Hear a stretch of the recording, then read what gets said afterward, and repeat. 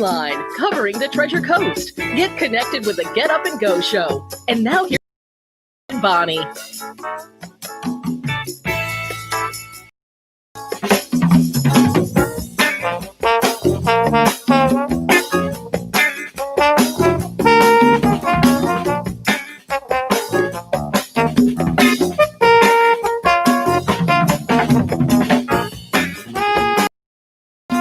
6:07 on the Get Up and Go Show. It's Evan and Bonnie kicking off a Monday. It's another day.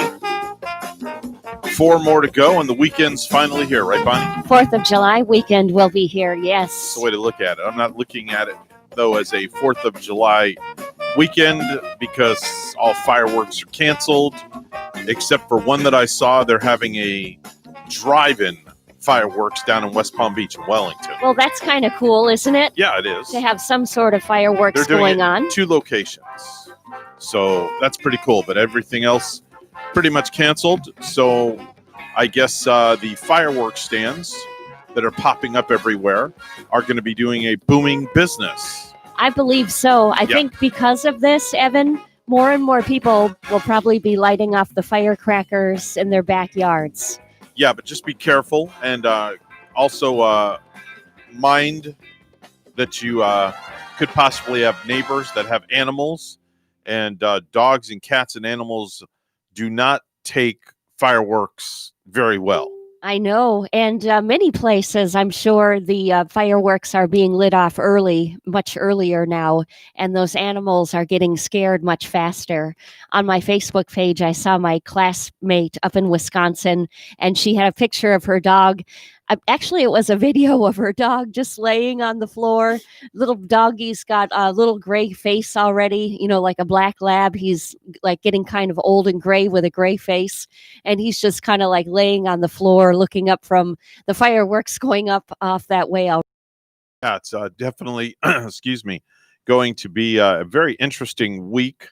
And I'll preface, I'm going to apologize ahead of time if I don't sound right. Then again, what is right? That's because my allergies are acting up. So if I sniffle on the air, no, I'm not sick. No, I don't have a cold. It's just the humidity with the dust and everything else. I am like stopped up to the max. Yeah, that's Saharan dust, right? I guess. And I'm kind of surprised that my allergies haven't been flaring up more, where seriously, I've been having a pretty good weekend of breathing right. And, I had a late start to my run on Saturday when it was so hot outside.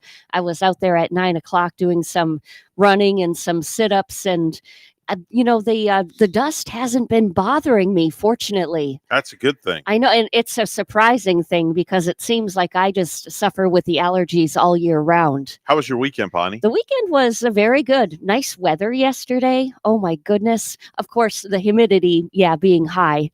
We want to go out and swim now, but we're hearing... Are the area beaches supposed to be closed this 4th of July weekend? Down in West Palm, I think, or Miami, Broward. I'm not sure where they're closed. I haven't heard anything about the beaches right here up in our neck of the woods. Mm-hmm. So we'll have to find out from Sheriff Snyder tomorrow. Absolutely. He'll have the news for us. I did see, you're right, Broward County. I think there are 3 counties to the south of us, including the Keys with their beaching areas being closed. Right, exactly. Yeah, exactly. with that little bit of an upsurge again. So what did exactly you do all weekend? Anything exciting? Cutting edge? I shopped. I think I spent more than I made, which usually is the other way normal. around. That's normal. I usually make more than I spend, but the massages have been down. Okay. We've seen, I saw a, down surge in massage lately due to this, I believe. Mm-hmm. Like my schedule has been low okay. But yeah, I did shopping. I kind of updated my wardrobe. Oh, you bought some new clothes. Yeah. What'd you get? I got shirts, pants. Okay. Are we going to see any new shirts on the camera for our listeners out there that watch? Well, this is one of them. Oh, the Arrow. Okay, very nice, very nice. It says Arrow, original Arrow. Okay, 87. I like that. I like that. Very nice. Went down to my daughter's this weekend. Visited her on let's see here, Saturday. Went down and hung out. Yeah. I didn't bring my lunch with me, so she actually made me lunch. So I didn't have a Nutrisystem meal. I had one of her meals, which is actually a very healthy meal, is what I had. So you didn't falter off too bad with the calories. No, I didn't falter off too bad. I did cheat though. I did fall off the cart on Saturday. It's only because my kid came home with 2 pizzas. I mean, so what I can had a you slice. do? What can you do, right? Yeah, I I had did- one slice. I did that on a Friday night too. We had little Jaden on a diet. So Yeah. from Palm City, I come home with a big pizza from Domino's. Okay. And Gary's like, "What are you doing?" Good morning to Michael Cooperman. He's watching along with Dan Como, some good relatives and friends of mine. They're watching the Facebook page. But yeah, I fell off the horse and got right back on. That's good. So I was down visiting my daughter, and I walked in her kitchen. She's has a professional interior designer designing her new home for her. Oh wow, nice. So the inside of the home was painted, and it was a very warm color. It was a very light gray, which I thought looked really super nice. That sounds pretty good. Mhm. Yeah. I liked it a lot. And I noticed on her counter was this device. Didn't know what it was. Yeah. And I asked her, and she goes, "It's an oil diffuser." So you put essential oils in it with water, and you put the lid on, and you start it up, and it puts a mist in the air. Mm-hmm. It's like in the different essential oils are supposed to do different things for you. I don't know if you ever heard of this or not. It helps with your sinuses if you have sinus trouble Well, no, or something. it's you. I'm surprised you don't know about this in the massage world. So a lot of people use these essential oils when they're giving massages. Oh yeah. They have these little machines up. Yeah. So like lavender is supposed to help you sleep better at night. So, and then there's orange, there's tea tree, there's all different types. So I really was impressed with this thing that I ordered not one, but 2 of them on Amazon Really? right Uh-huh. there while I was at her house. And they got delivered Sunday. Now I learned a trick about Amazon. Okay. Something I learned. When you shop on Amazon, they give you a couple of different ways to ship your products. You can do next day, which they charge you for.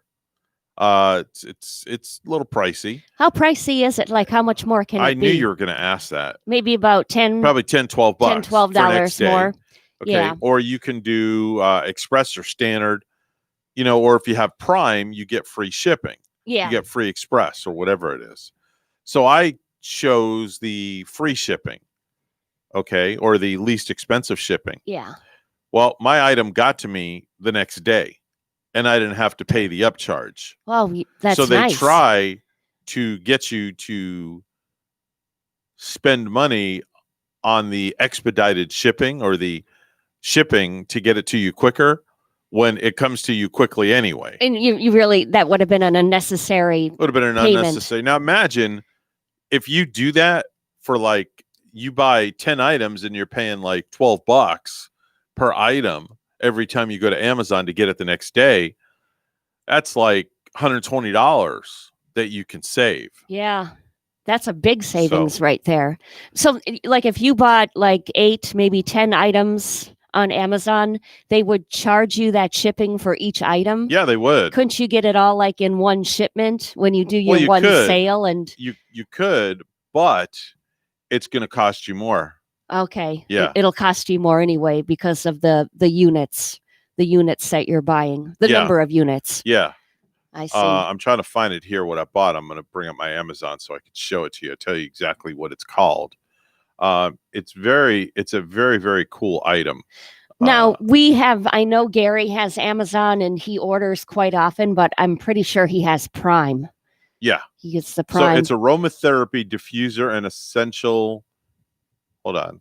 Here it is right here. So that's what it is right there. Oh, that's beautiful. Yeah. And the little white thing lights up. Mm-hmm. It's aromatherapy diffuser and essential oil set, ultrasonic diffuser with top 10 essential oils. That lavender is, you probably use it when you go to sleep because it is, lavender is known to be good for calming. Yeah, it comes with tea tree, which we immediately discarded the tea tree because tea tree is harmful to animals. Now, see, that's why I don't have one of those diffusers, because I've Yeah. heard of them being kind of harmful to Well, animals. it depends on what oil you use. Okay. So the tea tree oil is harmful to animals. My daughter informed me of this, but the one we had has clove, eucalyptus, lavender, jasmine, nutmeg, lemongrass, orange, peppermint, and spearmint. You know what the orange and the peppermint do? No. They kind of, you want to smell those scents in the morning to wake up, because those are the ones that kind of make you alert. Really? Yeah. Okay. Whereas the lavender and I think it's the jasmine kind of make you on the more calm, kind of sleepy side. Wow. Yeah. Okay. Or there's something about orange, like if you smell fresh oranges, it kind of perks up your sensations. Yeah, that's what we had yesterday. We Makes had you- the orange going Yeah. in the house, and went out to the pool yesterday for, I don't know, stayed in the pool for darn near 2 hours. Top of my head is beet red. Did And your no, I'm body not- get all wrinkled because of being in there too long? No, not at all. Not at all. Okay. The pool's like a bathtub. Yeah. It's really warm, but I got sunburn on top of my head, so top of my head is kind of hurting a little bit right now because there's no hair up there to protect anything. Yeah. Yeah, so that kind of hurts. I took a belly flop this weekend. What? Oh my word, did I had a terrible fall. I was running home. No, I ran to the park. I did some sit-ups. You belly flopped in the pool? No, I belly flopped on the pavement. Oh, you face planted. Oh, Yeah. oh my. Wow. Yeah, there's like a big gash on my hand, and my knee is worse. Oh Lord. And you know, I'm surprised that the pavement didn't rip right through my shirt and like put cuts on my belly, What happened? because I went sliding. I misstepped while I was running. I was Okay. running home. So you kind of and chipped on your own 2 feet. Yeah, that's Okay. it. All right. It was- It happens. It was a misstep, and fortunately, my hand and my knee my hands hit the pavement before my teeth hit the pavement. So you pretty that's much a good face thing. planted minus the face. Yeah, and boy, did Wow. it gave me such a big bellyache when I got up. I was hurting for certain, and it was, that was like around 9 Were you in the by morning. yourself? I was by myself, but I was in residential, and it was 9 a.m. So I thought that somebody would run out of the house and help me out of one of the houses. Nobody did. But I guess nobody saw. Okay. So Well, they did that for one of two reasons. They probably did it, and I'm being serious here. They did it probably come out. They didn't probably come out because of COVID. that could They be too. they didn't want to go around you, That could be. you know. Yeah, seriously. But I wow. just got up, dusted myself off, and then I Continued to run. walked. I walked a little bit, and then I ran the rest of the Do way you take home. your phone with you when you run? No. You might want to start Yeah, doing that. Yeah. On a serious note, Yeah. they make an armband that Mhm. you can place your cell phone in Oh, really? when you're running. It's very comfortable. Yeah. And this way, for instances like what happened to you, let's just say you couldn't get up and you have to call for help. Uh-huh. You need to get help and nobody's coming. You're kind of stranded. Yeah. So you might want to think about getting this little armband thing that I was telling you about. Mm-hmm. They make it's waterproof as well. Yeah. And God forbid something happens, you'll have your phone with you and you can call Gary or 911 or something. You're right, because I must say I did kind of like sail in my abdomen, fell on my abdomen, and it kind Yeah. of knocked the wind out of me. Yeah, and that's not good. No. That's not good. So you might want to go look online and Yeah. go on eBay and look for armband, a cell phone That's a holder. Good idea. Just looking out for you, my little munchkin. Gotta have my thank you. co-host healthy. Can't have you all messed All up, tethered up, huh? or as they say, verklempt. There you go. 6:21. It's news time. Let's go to the news desk. Here's Bonnie. Good morning. Thank you, Evan. The Roosevelt Bridge in Stewart reopened to traffic Saturday morning. There are 4 lanes of vehicular traffic, 2 in each direction.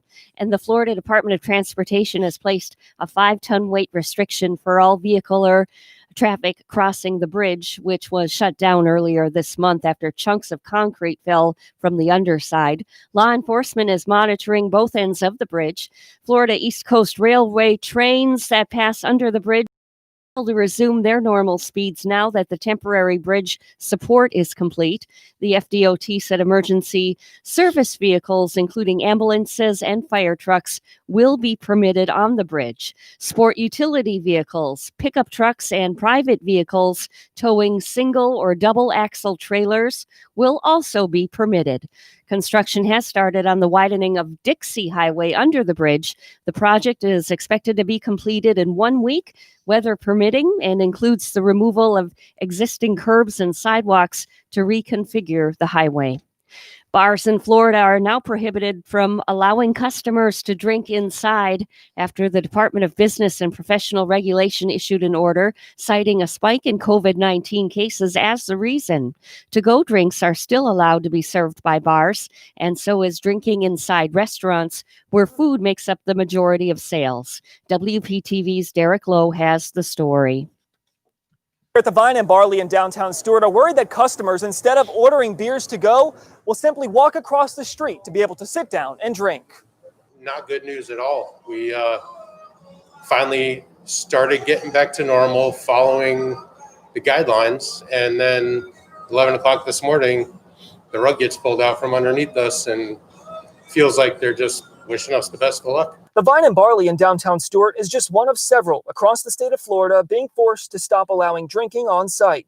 The Department of Professional Business and Regulation is now only allowing bars to serve to-go drinks due to recent COVID-19 spikes. That hurts a lot, the fact that you can go across the street or to any of the restaurants on the block, sit at a table, have an appetizer and a beer, but you can't come in our establishment, sit at a table, have an appetizer and a beer. The Vine and Barley is one of Rodney DeFlumery's favorite places in all of Stuart. He tells me he wants to come and go as he pleases. It's free America. This is what I fought for, right? If I want to come here and I feel comfortable with it, I should be able to come here.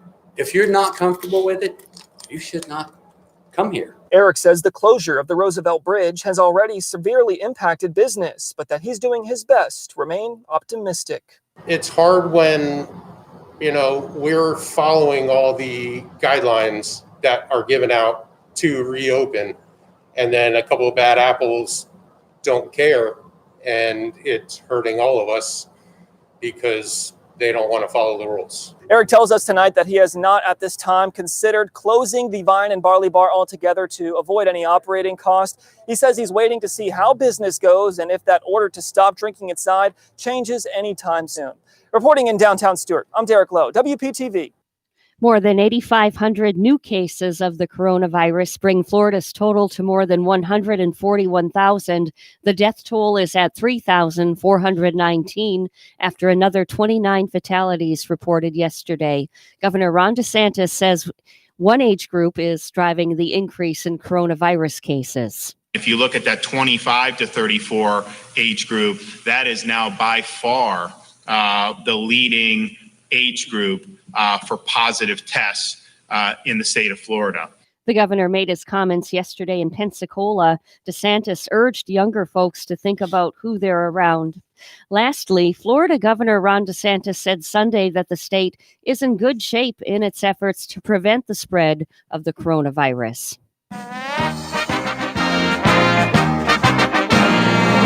And the NBA released its schedule for the rest of the season, which is set to resume on July 30th.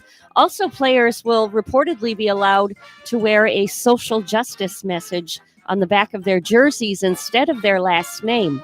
22 teams will play in a closed-off bubble in Orlando, and they are the 16 teams who were in position for playoff spots when the season was suspended, plus 6 other teams who were within 6 games of making the cut. Games resume on July 30th, which each team playing 8 more seeding regular season games, and the first round of the playoffs is set to begin on August 17th, with the finals penciled in for September 30th. News time is 6:26, and weather and traffic together are next.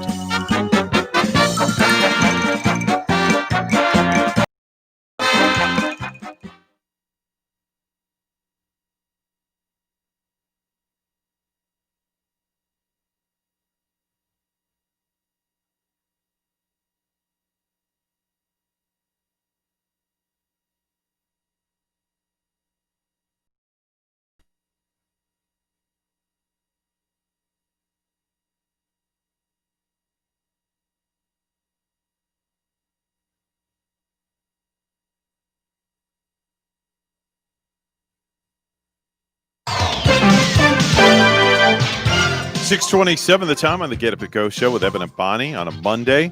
It's time for traffic and weather together, brought to you by Code Red Roofers. Bonnie? Well, the good news in traffic once again this morning, the Roosevelt Bridge in Stewart reopens. There are 4 lanes of vehicular traffic, 2 in each direction.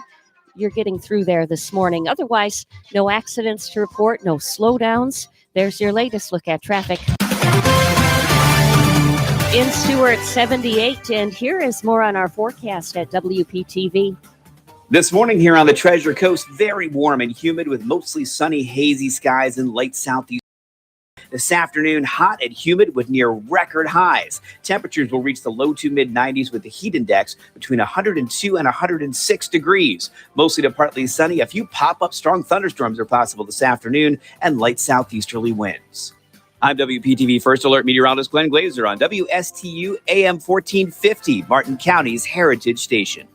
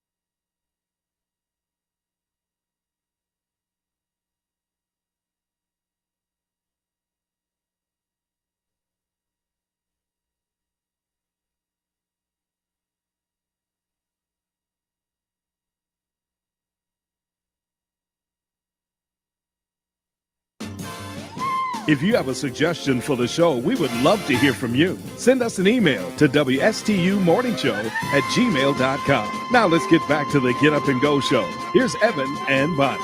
You have a fun weekend? Good morning, everyone. This is your wake-up call. Today is Monday. Who are you? You're primarily an entertainer on the radio.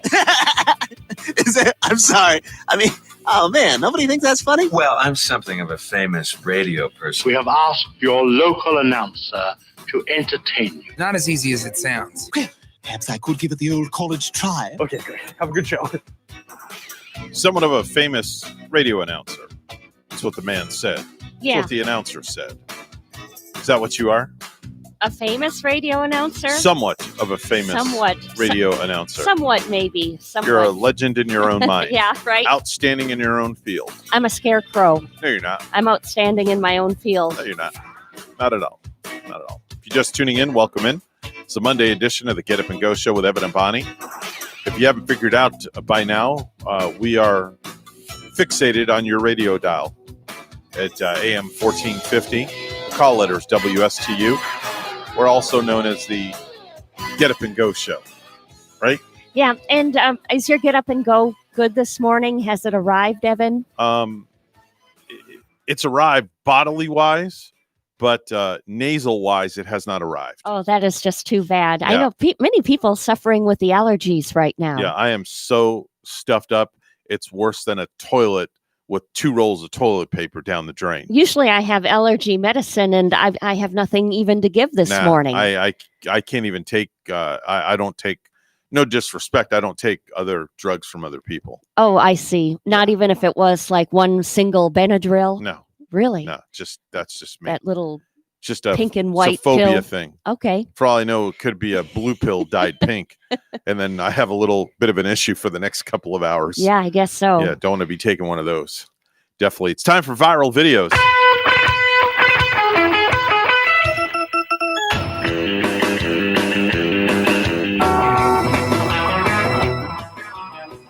There is a guy on TikTok who posted a clip of himself doing 8 Star Wars characters saying variations of the line, "I love it when you call me Senorita."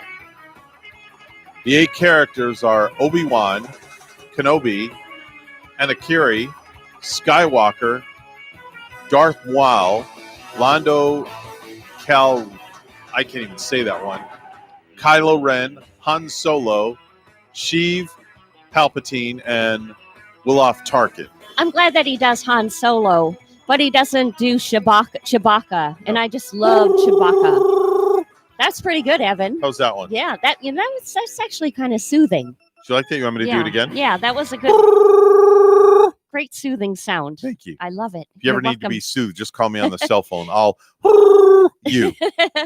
Yeah, Okay? that's awesome. All right, here we go. Let's listen in. You call me Senorita. I love it when you call me Senorita. It makes me feel nice. Oh, Kenobi. I love it when you call me Senorita. Well, miss. I love it when you call me Senorita.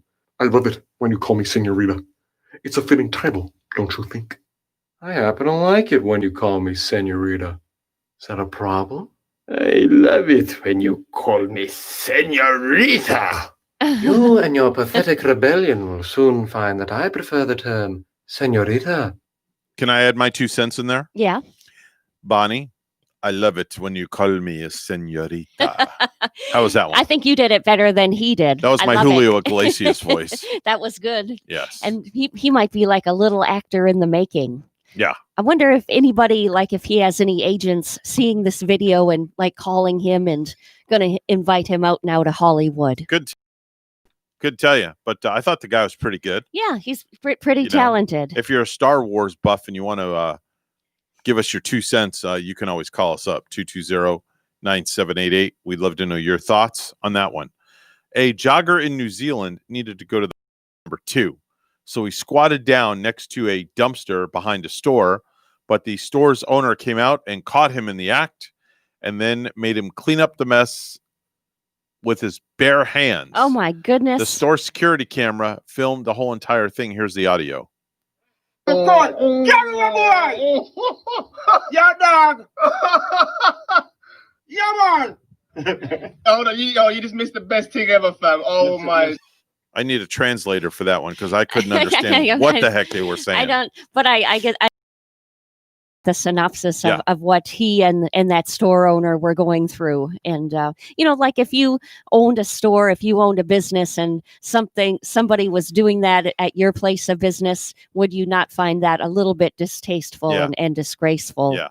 But I don't know if I'd make him clean it up with his bare hands. This next video that's going viral is really going viral. And it's really cool. It's a beautiful thing. A woman gave birth while standing in the parking lot of a natural birth center in Florida recently, and it was caught on a Ring doorbell cam. She and her husband were on the way in when the baby decided that he wanted to come. I saw that right video. there in the parking lot. Fortunately, they called ahead, and their midwife was there to literally catch the baby, and mom and the baby are actually doing fine. Yeah, they're standing in line for it, and that baby just couldn't wait. Screaming, I want to come out. I want to play the video because Yeah. it's really cool. And I watched this quite a few times, and the lady is just standing there. Yeah. And what she does like a ballerina, and she does like a pirouette, and she puts her feet about 6 inches apart. Oh, good gosh. Bends her knees a little bit and bends them outward so she can squat just a little bit. Yeah. And the baby just like dropped right out. Kind of like a giraffe having a baby or something. Right, exactly. Let's listen in. Here we go. She's okay. And she's okay on the midwife. She's here to have a baby.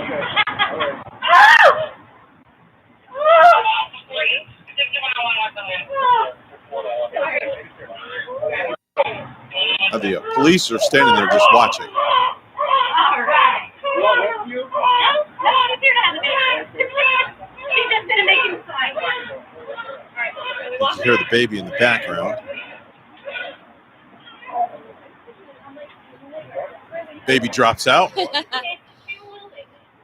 Midwife is right there. Fortunately, she was. You got her? Okay, hold on, sir. Thanks, guys. She's walking in. Just gave birth and she's walking. And you're going to hear this in a minute. Listen. Listen real carefully what somebody says. Hi, everything okay? Unbelievable. There you go. Unbelievable. Unbelievable. Un-effing believable. But they didn't Uh-huh. say effing, they said freaking. Well, no, she didn't have like a very long labor then. Like I No. hear some of the ladies having this long, drawn out, hard labor with it. Yeah. Maybe more ladies might want to consider having their baby while standing up then. I wonder if it makes it easier. Baby just drops into the world. Yeah. But that was a beautiful thing, though. It really was. It really is. Yeah. I always considered if I ever were to have a baby, I would want it born in like a hot tub or a swimming pool. Now, And- I've actually seen videos of that done. Yeah. Where babies are brought into the world. It's done, their home births. Yeah. Where they actually have a pool set up. Uh-huh. And Slides right out, supposed to make it there's easier. there's a TV show called Married at First Sight. Jamie and her husband Doug, who have been on the show before, had a baby just recently, and they did the home birth in the swimming pool. Yeah, isn't that that's a beautiful thing Yeah. too? Like right at home, right in Yeah. their swimming pool. Yeah. And there was a viral video last week too, Evan, that some people were upset about. But I watched the video and I didn't get upset. It simply was a lady teaching her baby how to swim by throwing the baby right in the deep pool. I have that in my stupid news. Do you? Yeah, I have that in my stupid news, and Yeah. we'll discuss that. I was comforted when she jumped in right after the baby and there were Mhm. people around. So I feared not. I thought it was an okay thing, but some people had a beef about it, I Yeah. guess. I figured I'd include that in my stupid news. Okay. Because some people find that stupid, some people don't. Yeah. So, Yeah. you could go either way on that. Have you ever imagined what you'd do if a lion was coming at you, Bonnie? I Just, can't even running at you? imagine. Well, there's a guy at a wildlife park that tried to outrun and out-juke a male lion. And if not for the fence separating them, he would have been an easy snack for the lion. Wow. Now, there's really not much, noise in this video. You can hear him running. He goes back and forth, trying to outsmart the lion. And this lion is very sporty run. like, why are you toying with me? Ooh, I wouldn't Yeah. want to be toying with that lion, and he should be part of your stupid news too. Yeah. Because what's he doing there, messing around Well, like that? That's just it. Yeah. I've never had a dream of a lion chasing me. It's always been a bear. Have you had the bear dreams of a bear chasing you? Or No. I've had those, but it's never been a lion or Nope. a cougar or any other sort of wild beast involved. No, never had that. Yeah. Never had that at all. I had it a couple of times. The I've bear, had some strange dreams before, but never a lion or a bear. Yeah. No, Yeah. definitely not. Bonnie, did you know 20 years ago, every adult knew how to write a check? Now only about 75% of us know how. How about that one? Yeah. Think about that. And I'm surprised that the number is at 75% Yeah. even. That's big considering. Do you know how to write a check? Oh, I sure do. And I'm not saying Yeah. you're stupid. Please don't get that the wrong way. But a lot of people do not know how to write a check. I know They simply don't. the proper way. Yeah. Yep. Did you know that crayons are the most likely thing a kid will stick up their nose, followed by a French fry at number 2? Oh, I love it. Right? Yep. I mean, how many times have you brought the kids through the McDonald's drive-through and then they got to play with the fries and sure enough they go up the nose. When and when I was a child, I used to stick crayons up my nose. did you really? Oh yeah, I'll admit it. Sure, why not? What else better to do than aggravate the Yeah. kindergarten teacher than stick a crayon up your nose? I guess that's how people have to get COVID tested, by getting that swab stuck right up there, right up your nose. So I guess kids can get tested. It's called the crayon test. Yeah. The average man spends 7 hours a year hiding in the bathroom. How about that one? How- 7 hours a year hiding in the bathroom. Oh, yes, I can believe that one. All I right. mean, Has Gary ever hidden from you in the bathroom? I don't know if he hides on purpose, but sometimes he'll go in there for quite a lengthy amount of time. Okay. Where I'll have to knock on the door and say, Gary, are you okay in there? Yeah, he's probably reading.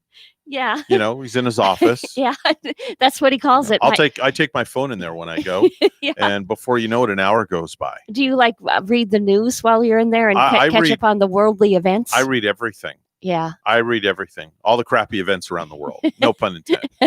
In the 1970s, most people learned to drive a stick shift vehicle, which otherwise is known as a manual transmission.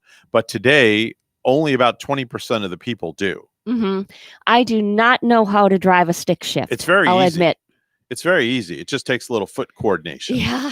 That's all. So when you press the gas, you let off of the clutch a little bit. Yeah. So as it's you're that going, it's clutch. like this, Mhm. just like that. It's like real timing, simple. isn't it? And Yep. then after you learn it, and then like if you don't do it for a while, and then once again when you go back to do it, is it like getting back on a bicycle? No, not at all. Like you don't it's forget? so easy to drive a stick Yeah. shift. I taught myself how to do it. Oh yeah. Yeah, taught myself how to do it. Very, very simple. Bonnie, did you know that 100,000 out of 100,000 paper clips released throughout one company's workforce, 5,308 were used to clean under their fingernails? Oh yeah. It's a very interesting stat. I don't want to be touching those paper clips Yeah. after people use Yeah. them in that way. Did you know experts say Monday is the best day to buy a car? Really? Yes, Monday's the best day to buy a car. Oh. So Bonnie, if you're looking to get rid of that Mustang, today is the day. Today might be the day. Today might be the day. Now, don't jinx me because it could be the day that Mustang shuts down out there I somewhere. won't jinx you. You said it, not me. Right. Did you know Americans lose over $5 million a year by not collecting change out of vending machines? That's a very interesting statistic.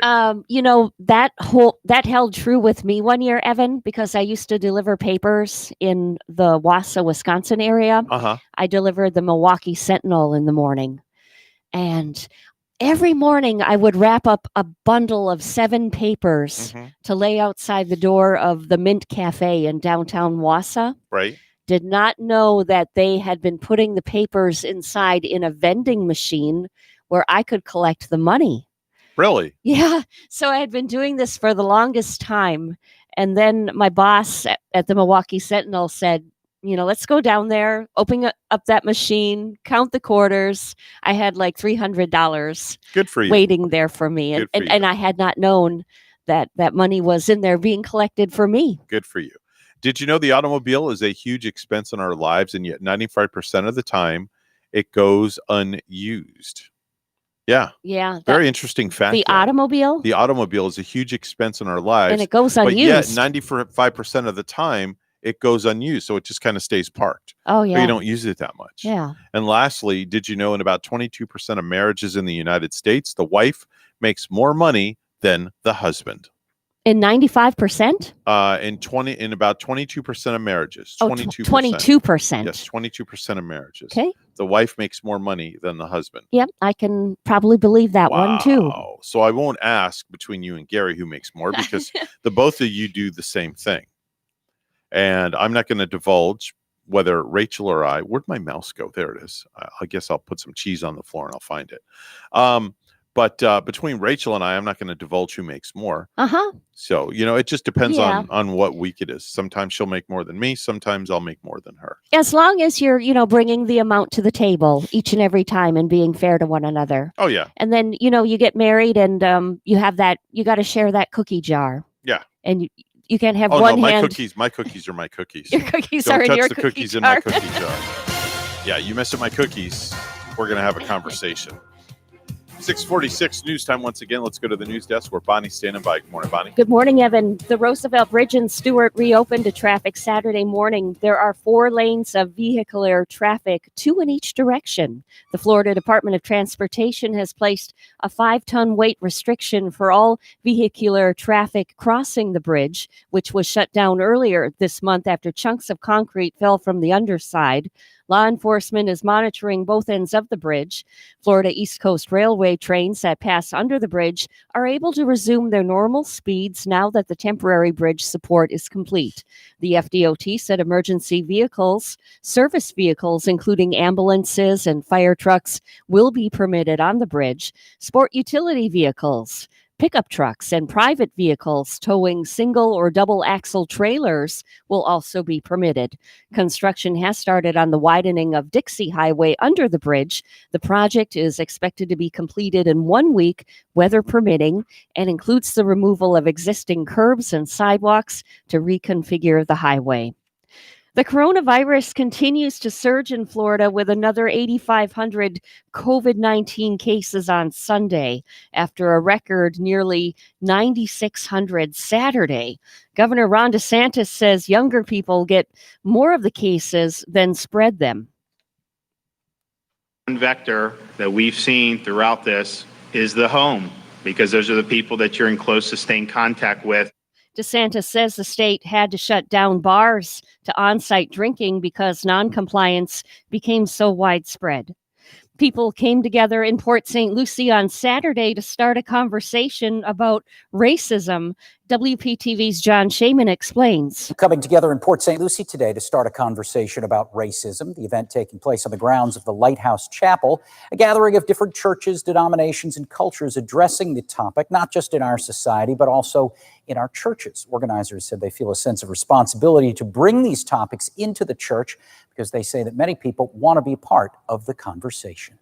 And lastly, bars in Florida are now prohibited from allowing customers to drink inside after the Department of Business and Professional Regulation issued an order citing a spike in COVID-19 cases as the reason. To-go drinks are still allowed to be served by bars, and so is drinking inside restaurants where food makes up the majority of sales. WPTV's Derek Lowe has the story. Managers here at the Vine and Barley in downtown Stuart are worried that customers, instead of ordering beers to go, will simply walk across the street to be able to sit down and drink. Not good news at all. We finally started getting back to normal following the guidelines. And then 11 o'clock this morning, the rug gets pulled out from underneath us and feels like they're just wishing us the best of luck. The Vine and Barley in downtown Stuart is just one of several across the state of Florida being forced to stop allowing drinking on site. The Department of Professional Business and Regulation is now only allowing bars to serve to-go drinks due to recent COVID-19 spikes. That hurts a lot, the fact that you can go across the street or to any of the restaurants on the block, sit at a table, have an appetizer and a beer, but you can't come in our establishment, sit at a table, have an appetizer and a beer. The Vine and Barley is one of Rodney DeFlumery's favorite places in all of Stuart. He tells me he wants to come and go as he pleases. It's free America. This is what I fought for, right? If I want to come here and I feel comfortable with it, I should be able to come here. If you're not comfortable with it, you should not come here. Eric says the closure of the Roosevelt Bridge has already severely impacted business, but that he's doing his best to remain optimistic. It's hard when, we're following all the guidelines that are given out to reopen, and then a couple of bad apples don't care, and it's hurting all of us because they don't want to follow the rules. Eric tells us tonight that he has not at this time considered closing the Vine and Barley Bar altogether to avoid any operating cost. He says he's waiting to see how business goes and if that order to stop drinking inside changes anytime soon. Reporting in downtown Stuart, I'm Derek Lowe, WPTV.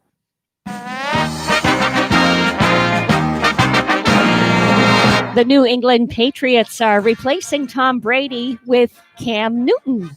The team hasn't formally announced it yet, but sources say it's a one-year deal that could be worth up to $7.5 million. News time 6:51 and weather and traffic together are next.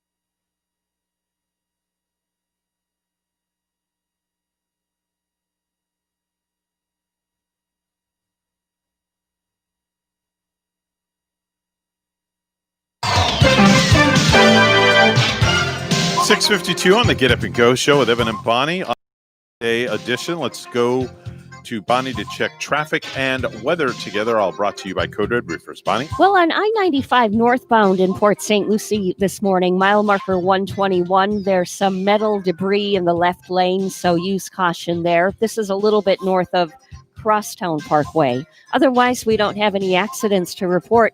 There's your latest look at traffic. And it's 76 right now in Port St. Lucie. Here's our forecast at WPTV. This morning here on the Treasure Coast, very warm and humid with mostly sunny, hazy skies and light southeasterly winds. This afternoon, hot and humid with near record highs. Temperatures will reach the low to mid-90s with the heat index between 102 and 106 degrees. Mostly to partly sunny, a few pop-up strong thunderstorms are possible and light southeasterly winds. I'm WPTV First Alert meteorologist Glenn Glazer on WSTU AM 1450, Martin County's Heritage Station.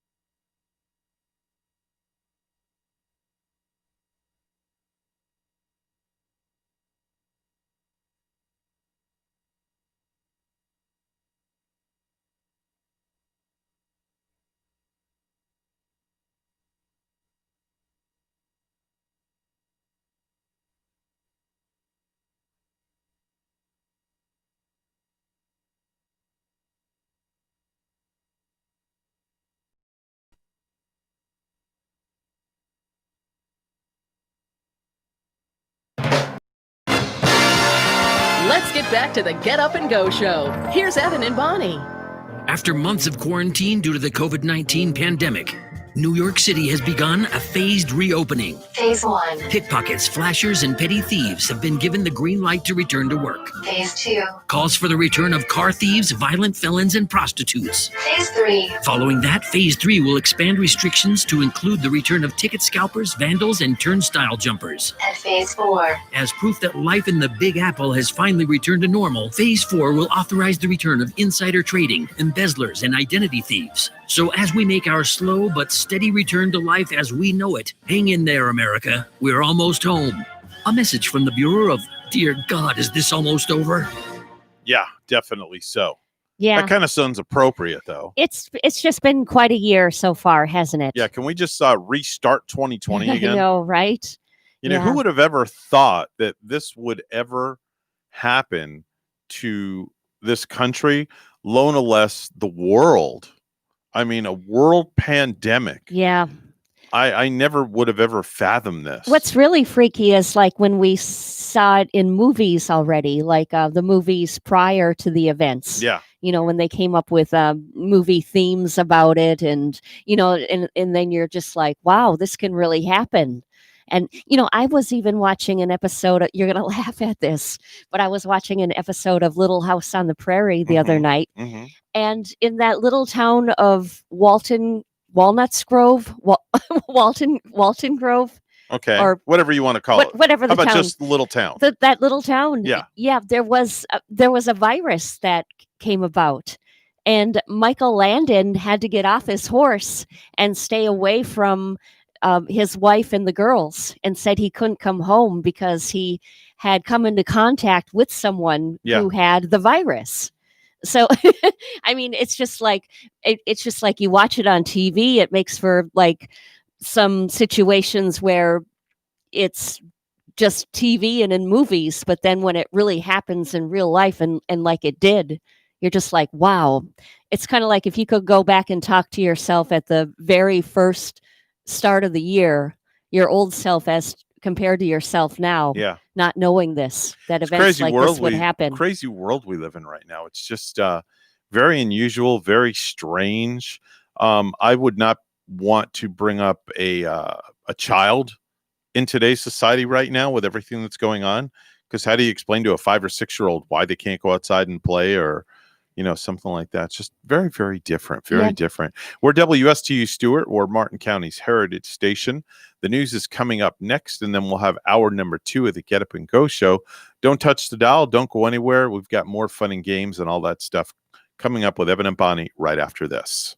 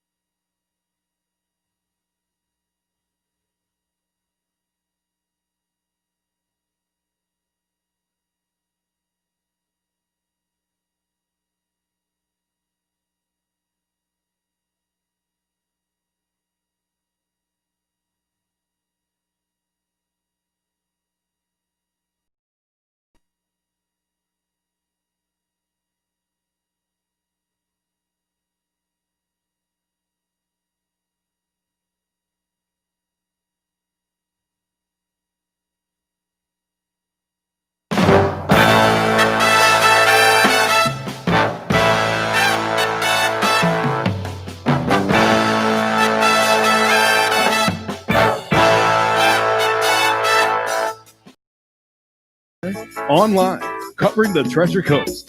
Get connected to the Get Up and Go Show. And now here's your hosts, Evan and Bonnie.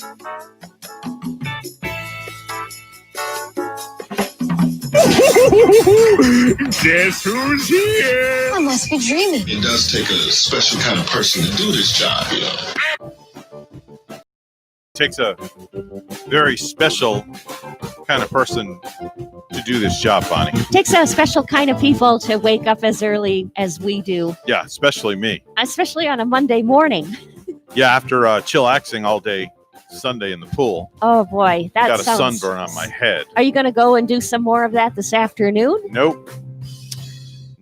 I can tell you that right now. Yeah. Nope. I got in that pool yesterday and it was like a bathtub. Oh, I bet it It was was. so warm. Yeah. It was redonkulous. I would love to make it to the beach, but no time for that today. I've got a pool you can come take a dip in if you I want. heard. I Yep. heard your pool is sweet too. Yeah, it's Just nice. a sweet, sweet deal. Yep.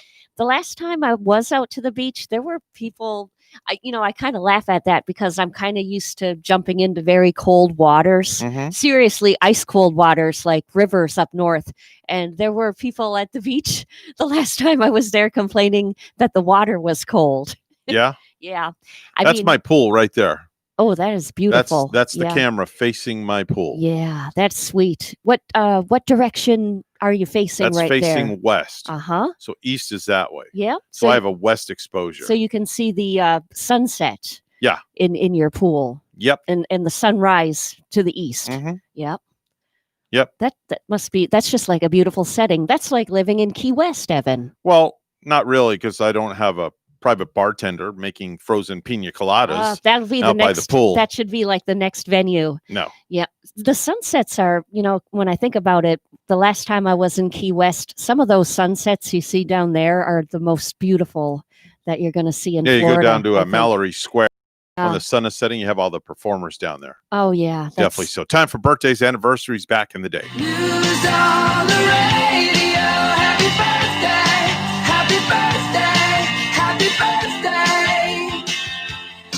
And Bonnie, of course, we'll let you start it off. Where would you like to go first?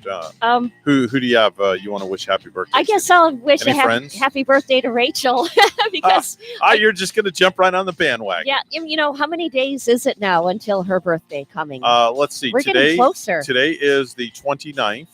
So we have today and tomorrow. That's 2 days left. And then 23. Yeah. So 23 and 2 is 25. So that many days, Rachel, that you can enjoy your youth.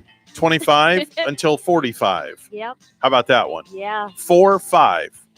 That's right. She's going to be 45. Uh-huh. 45 years old. So did she get on you this weekend about always saying her name and her birthday and her birthday age on the radio? All I know is that she said to me that on my birthday, I better not forget that she's going to be 45. Could you imagine the day I just want arrives people to know, and- 45 years old. Yeah.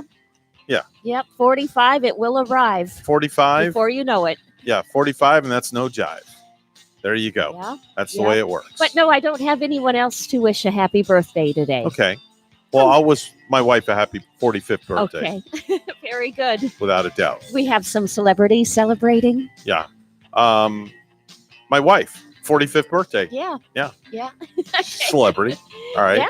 Actually, Lily Rabe is 38. That's Sister Mary Eunice on American Horror Story.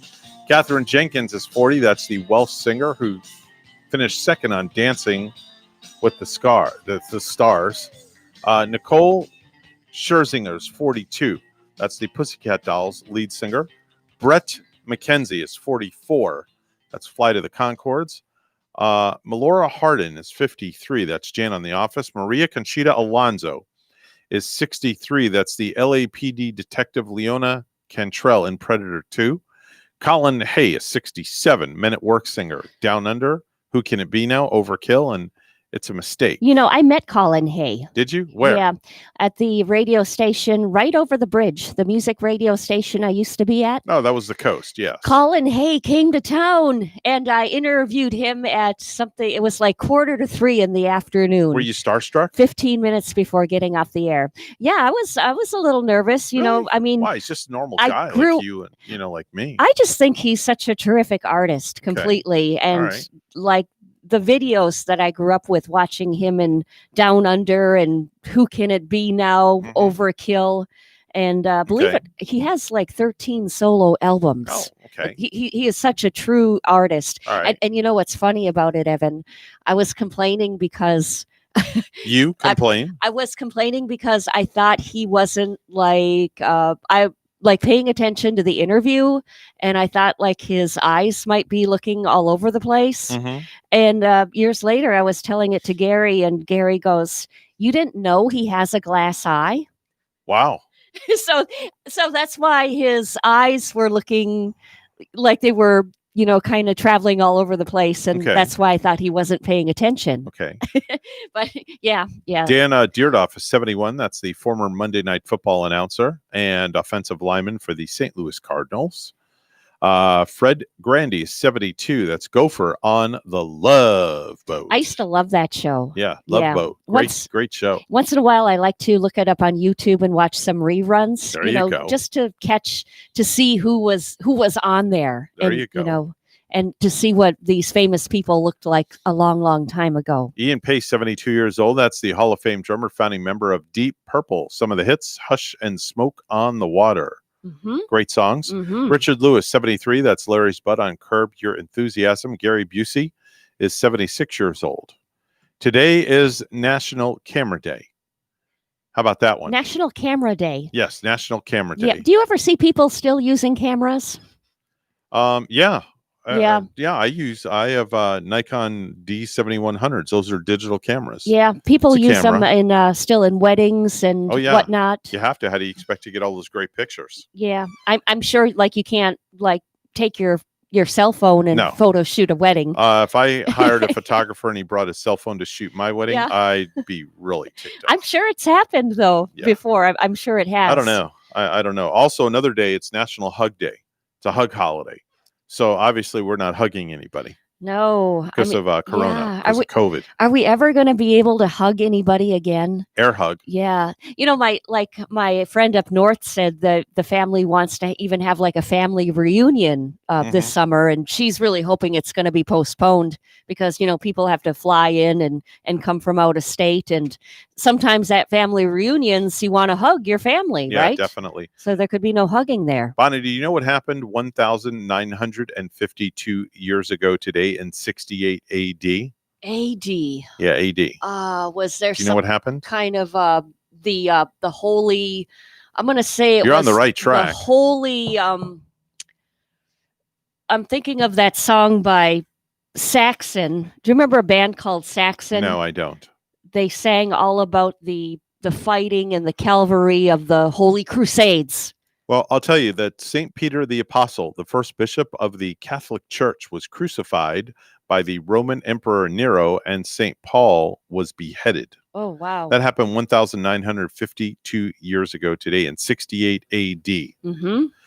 65 years ago today in 1955, Bill Haley and the Comets, Rock Around the Clock, went to #1 and stayed there for 7 weeks. Yeah, big hit in Great, 1955. Great tune. Yeah. 64 years ago in 56, Elvis appeared on Steve Allen's variety show dressed in a tux. Elvis was forced to sing Hound Dog to a basset hound sitting on a stool. I bet Elvis was just kind of like embarrassed about that whole thing after that. Yes.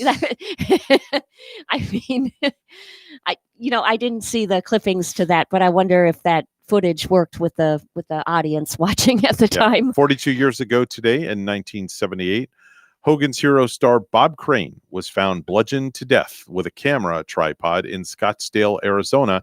He was only 49 years old. Oh, wow. I never heard that story before. Yeah, he also sunk deep into the underground amateur porno business as well. Oh. His murder is still unsolved to this day. Mm-hmm. Wow. Bob Crane, he was a good actor. Yeah. 15 years ago today in 2005, Ben Affleck married pregnant Jennifer Garner in the Caribbean. She gave birth 5 months later. And 13 years ago today in 2007, the first iPhone went on sale. It only had 4 gigabytes of storage, a 3.5-inch screen, and cost $500. And you can check out more 10th anniversary coverage of that as well. Compared to now, those new iPhones are going for some $1,000, $1,200. This aren't one's they? $1,100. Yeah, that's a pricey one. 3 cameras on the back. Yep. It's got all sorts of pretty cool features. Evan, I've got some trivia for you. Go for it. Only one artist Hold has... on, wait a minute. If you're going to do trivia, I have to play Okay. trivia music. All right. All right, go ahead. Let's see.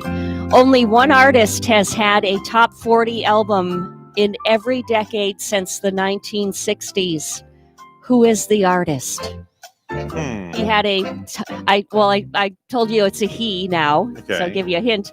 One artist having a top 40 album in every decade since the 60s. I'm just going to go out on a limb and say Elvis Presley.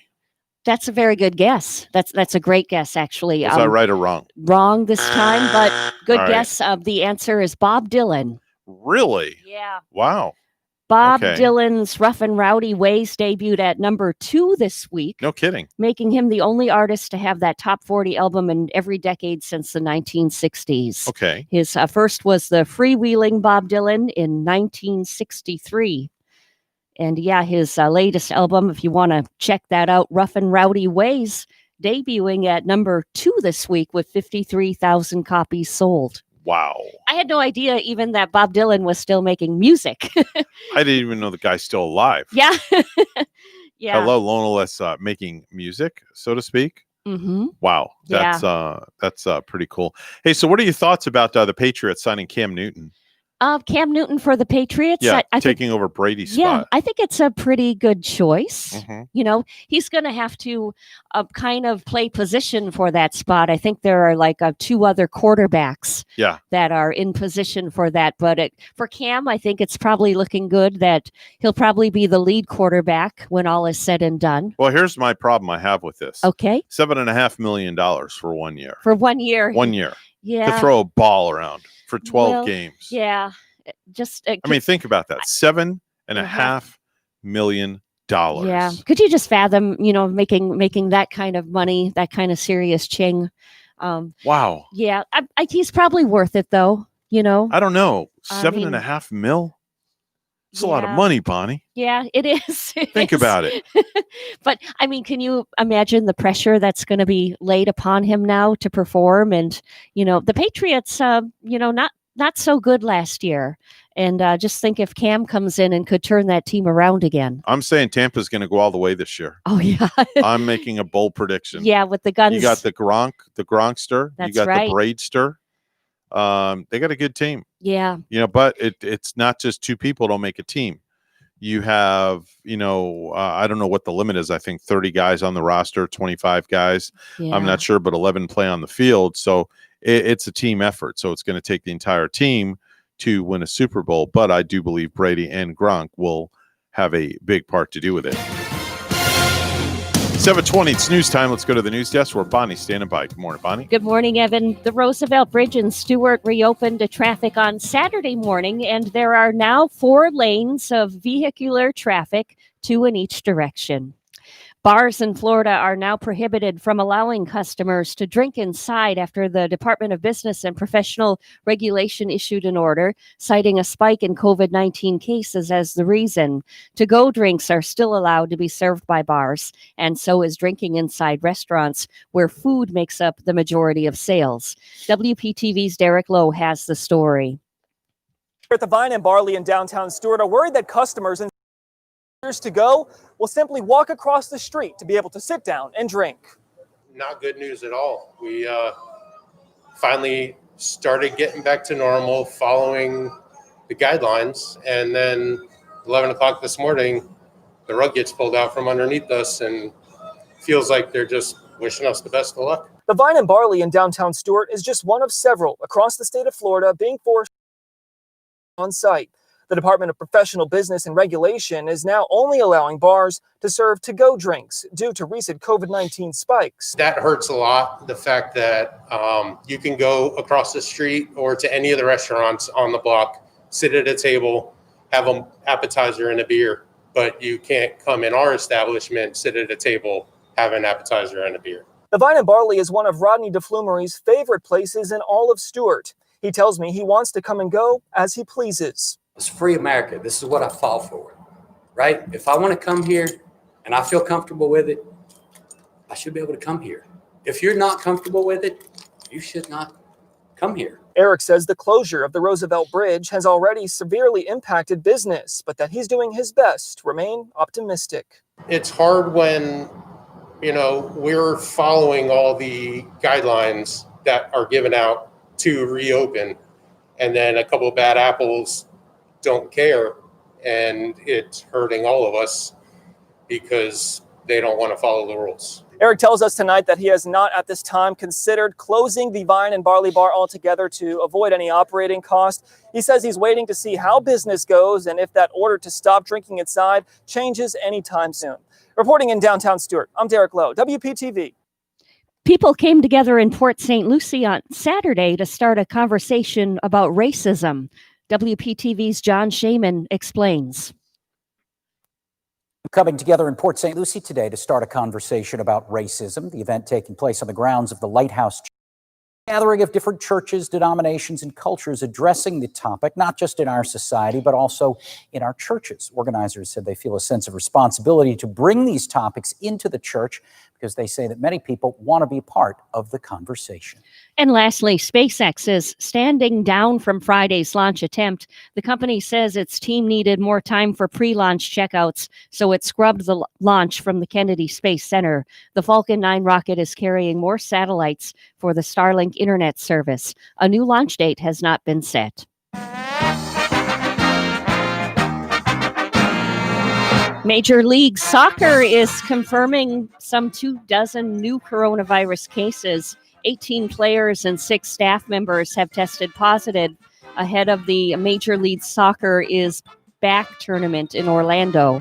News time 7:24. Weather and traffic together will be next.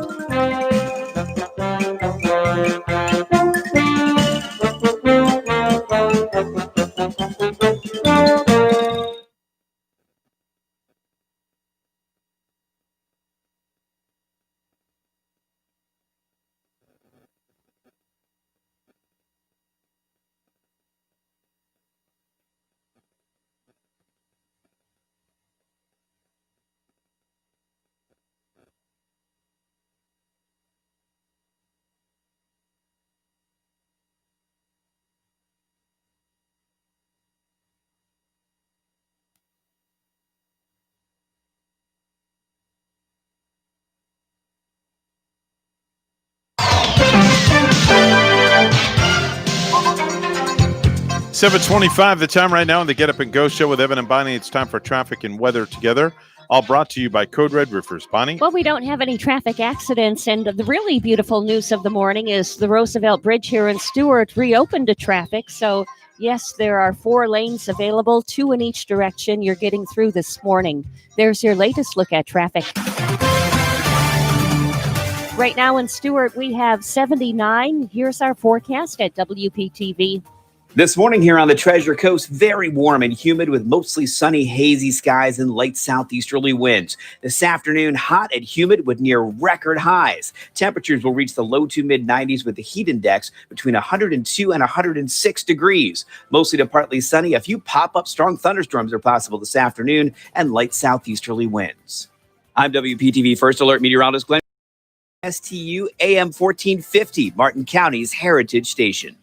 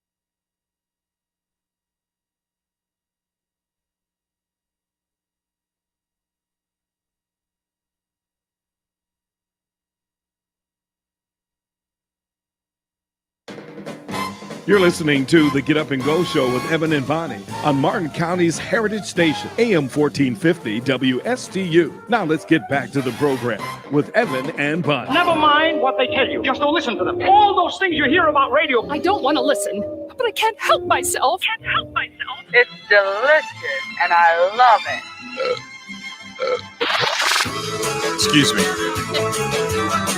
You're excused. Apologize for doing that on the air. That's quite all right.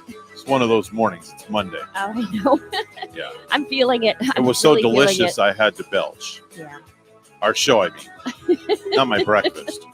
What did you have for breakfast this morning? I had a English muffin and an egg and a turkey sausage was on it. Oh, okay. That's Week 3. And that sounds like the egg, the turkey sausage. How many calories in that? Oh, it was only 140. You were actually able to eat bread with that too? Yeah, You it can comes on the English muffin. carbohydrates Yeah. involved. Mhm. Very 140 good. calories. Not too That's not it. too shabby. I'm staying right at about 900 calories a day. Wow. Eating 5 times a day. Yeah. Does it seem to be working for you? Are you feeling better? I'm down over 10 pounds. Yeah, that's You very good. Down over 10 pounds in 2 weeks. In 2 weeks, that's Yeah. quick. Week number 3 is on the horizon right now. Right. What's your goal? So- How many more pounds? I want to do 30, but 30? it doesn't look like 30 is going to happen in a month. I was going for 30 Okay. for 30, just because of the fact that I can't go to the gym. It's not that I can't, Yeah. because I just don't want to be around that kind of, that crap right now. Yeah, no doubt. So- But yeah, you're feeling good. There's more pep in your step. All right, I with don't the have any diet? pep in my step today. I'm feeling a little blah today, Uh-oh. just because of, I think the sun drained me. Mm-hmm. My allergies are acting up. I'm just not. I don't know. I'm missing a Crayola crayon in my crayon box, so to speak. Well, you'll have to go home and start that oil infusion that you have. Well, and that's what I'm going to do. Do the orange today and do Yeah. the peppermint. That's That'll what I'm going to do. liven your spirits. I bought 2 of those things, so I think I'll set the second one up in my my home office. Yeah. Because I have a project I have to work on today from 12 to 5. Okay. So I'm going to get that done. But it is time for stupid news right now, Bob. And now it's time for Stupid News, It's so stupid and awesome. where we ask the important questions. Are some people too stupid to live? Why are people so stupid? Are you effing stupid? Ah, yes. I've had all weekend to scour the globe, Bonnie, Uh-huh. and find some stupid stuff. And I figured I'd lead off the stupid news with a story that you touched on. The woman who is defending what has become a controversial TikTok video where a swim instructor tosses her 8-month-old son into the swimming pool. Now, the mom is delighted as the boy comes up and floats on his back on his own. It's called Infant Survival Course. Yeah, and he did come up on his own and he started swimming, didn't Yeah, he? people have done this for years. Ever see the cover of Nirvana's Nevermind Oh, album? yeah, right. Okay, well, that's what they're doing with the baby on that. Uh-huh. And you know what? I don't know if it's because I'm a swimmer and I grew up in the water. I love the water. I don't have a problem with this. I'm a little on the fence. Yeah? Yeah. I have more of a problem with people leaving their kids their little kids alone by Unattended. the pool. Unattended, yeah. Understand. But now this mother throwing this baby in the water, she Mm-hmm. was right behind him, jumped in with him, and there Yeah. are people around. But a lot of people may not think that have no idea what's going on. People that aren't minding their own business. Therefore, they could call the Department of Children's Services, the police, and report child abuse. So it's kind of a double-edged sword. Yeah, I guess I know several people that's how they got their kids swimming. Just throw them right in that water. Kind of like when you learn how to ride that bicycle, the 2-wheeled bicycle. You got to let go of the training wheels once in a while, one time, and just let dad push you and you take control of that bicycle. Hopefully you don't fall. Yeah. Okay, very good. Let's go to Barcelona, where an opera house reopened on Monday with a concert to an audience of 2,292 potted plants. I heard this. Okay, the event took place a day after Spain's 3-month state of emergency came to an end. So there were like potted plants in the Yes. audience, 2,292 of them. taking it all in. It was the work of a Spanish conceptual artist, Eugenio Ampudio, who said the inspiration came from a connection he built with nature during the pandemic. I watched what was going on with nature during all this time. I heard many more birds singing and the plants in my garden and outside growing faster. And without a doubt, I thought that maybe I could now relate in a much more intimate way with people and nature. He can come to my house and sing to my plants. Mm. You know, my pineapple plant and my gorgeous plant I got from Deb, not doing so well. No? Those flowers have not been in bloom Have in the you been longest. watering? Yeah. Yeah. I Maybe water you need it. to sit outside and talk to it. Maybe I need Have somebody a to conversation. Yes, come sing some opera to it. Plant doctor.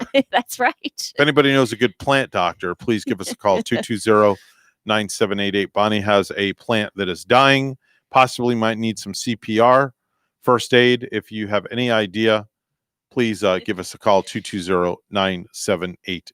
And, you know, I wanted to get more beautiful plants. Like the next time I go to Lowe's or Home Depot, I love walking around their plant area. Mhm. Want to get me some more, but I'm not so sure right now with my single only Is plant your thumb green? not doing too well. Is your thumb I green? don't think I have much of a green thumb. Okay. I just got started in this, so. Okay.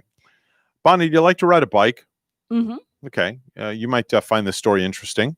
The World Naked Bike Ride, as we know it, is where thousands of cyclists gather for a massive nude protest that normally takes place in Portland, Oregon. Portland, Oregon. Yeah. Every year. Yeah. But it was canceled this year.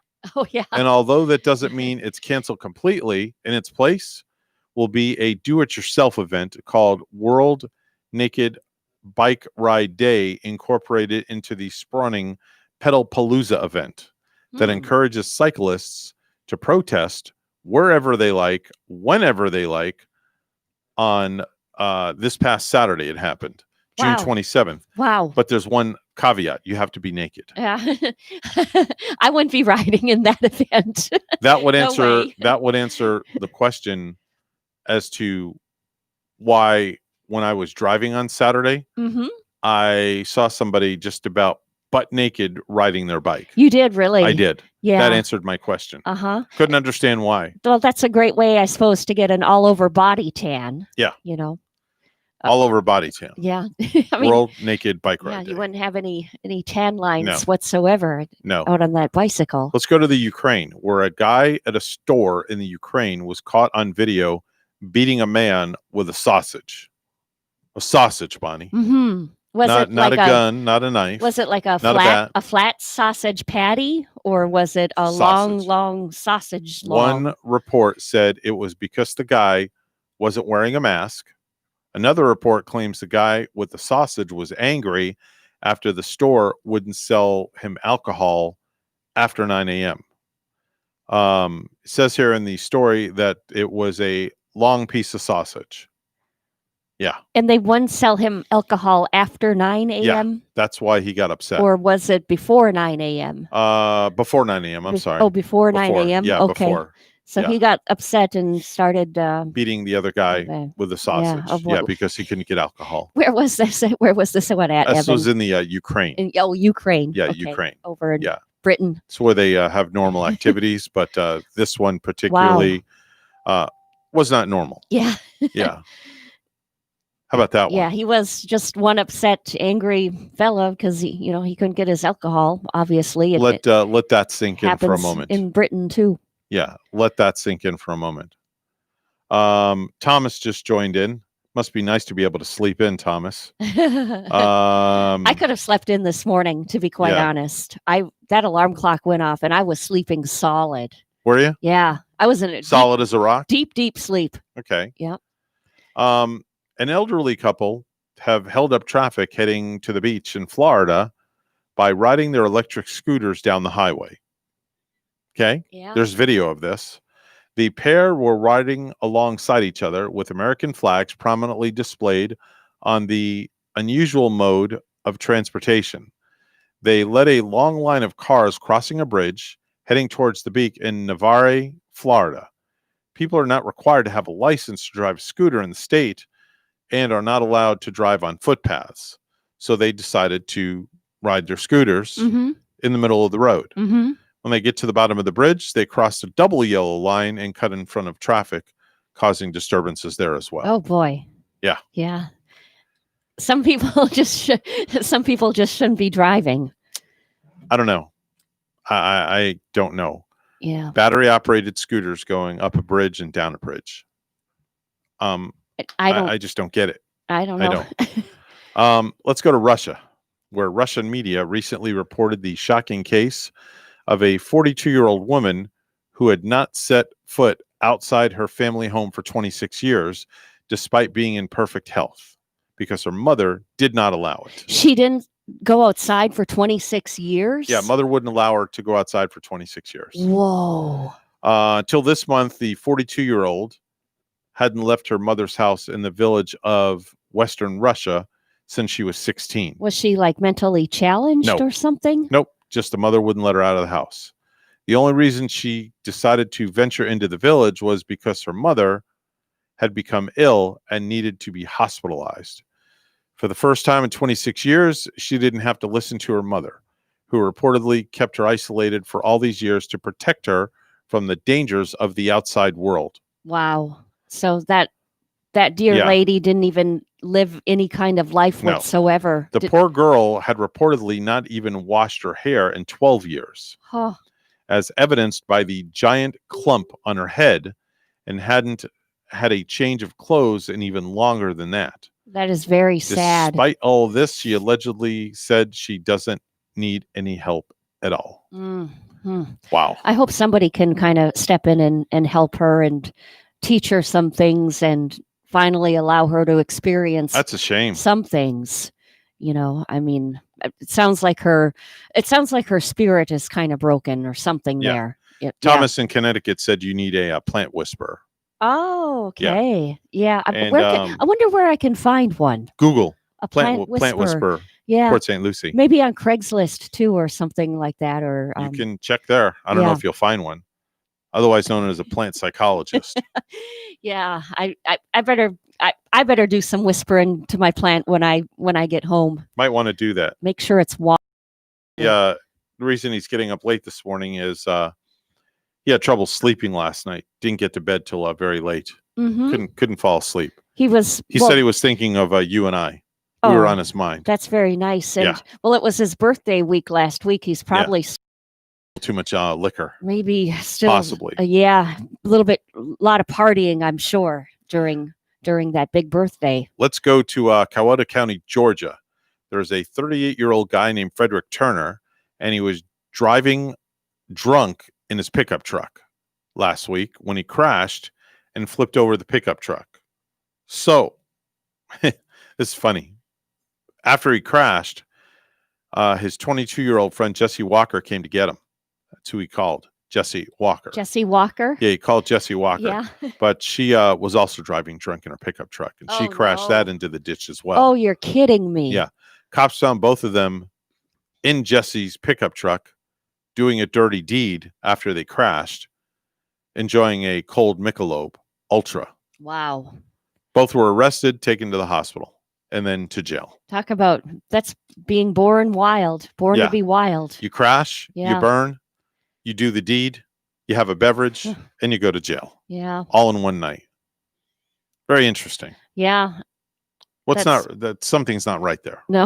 No. They're not mentally well. No, he should have called somebody sober or maybe an Uber Or a taxi. Yeah. Something of that sort. Right. Police are investigating after an Amazon delivery driver was caught on camera allegedly throwing packages down a sewer in Parkville, Maryland. According to the Baltimore County Police, officers were called to a residence around 6:45 Sunday night after a neighbor called 911 to say an Amazon driver was dropping packages into the sewer. When they arrived, they found the driver and the truck. The driver, who was a temporary worker, told police he wanted to leave and go home early, so he started dumping the packages into the sewer. Oh boy. Police interviewed him, but no arrests were made. Yeah. I guess he was able to go home early and probably never able to come back again to work either. What in God's name is this world coming to? I don't know. I Wow. mean, and jobs are, sometimes they're hard to find. Yeah, Yep. I would say so. I don't know if you'll ever be hired again.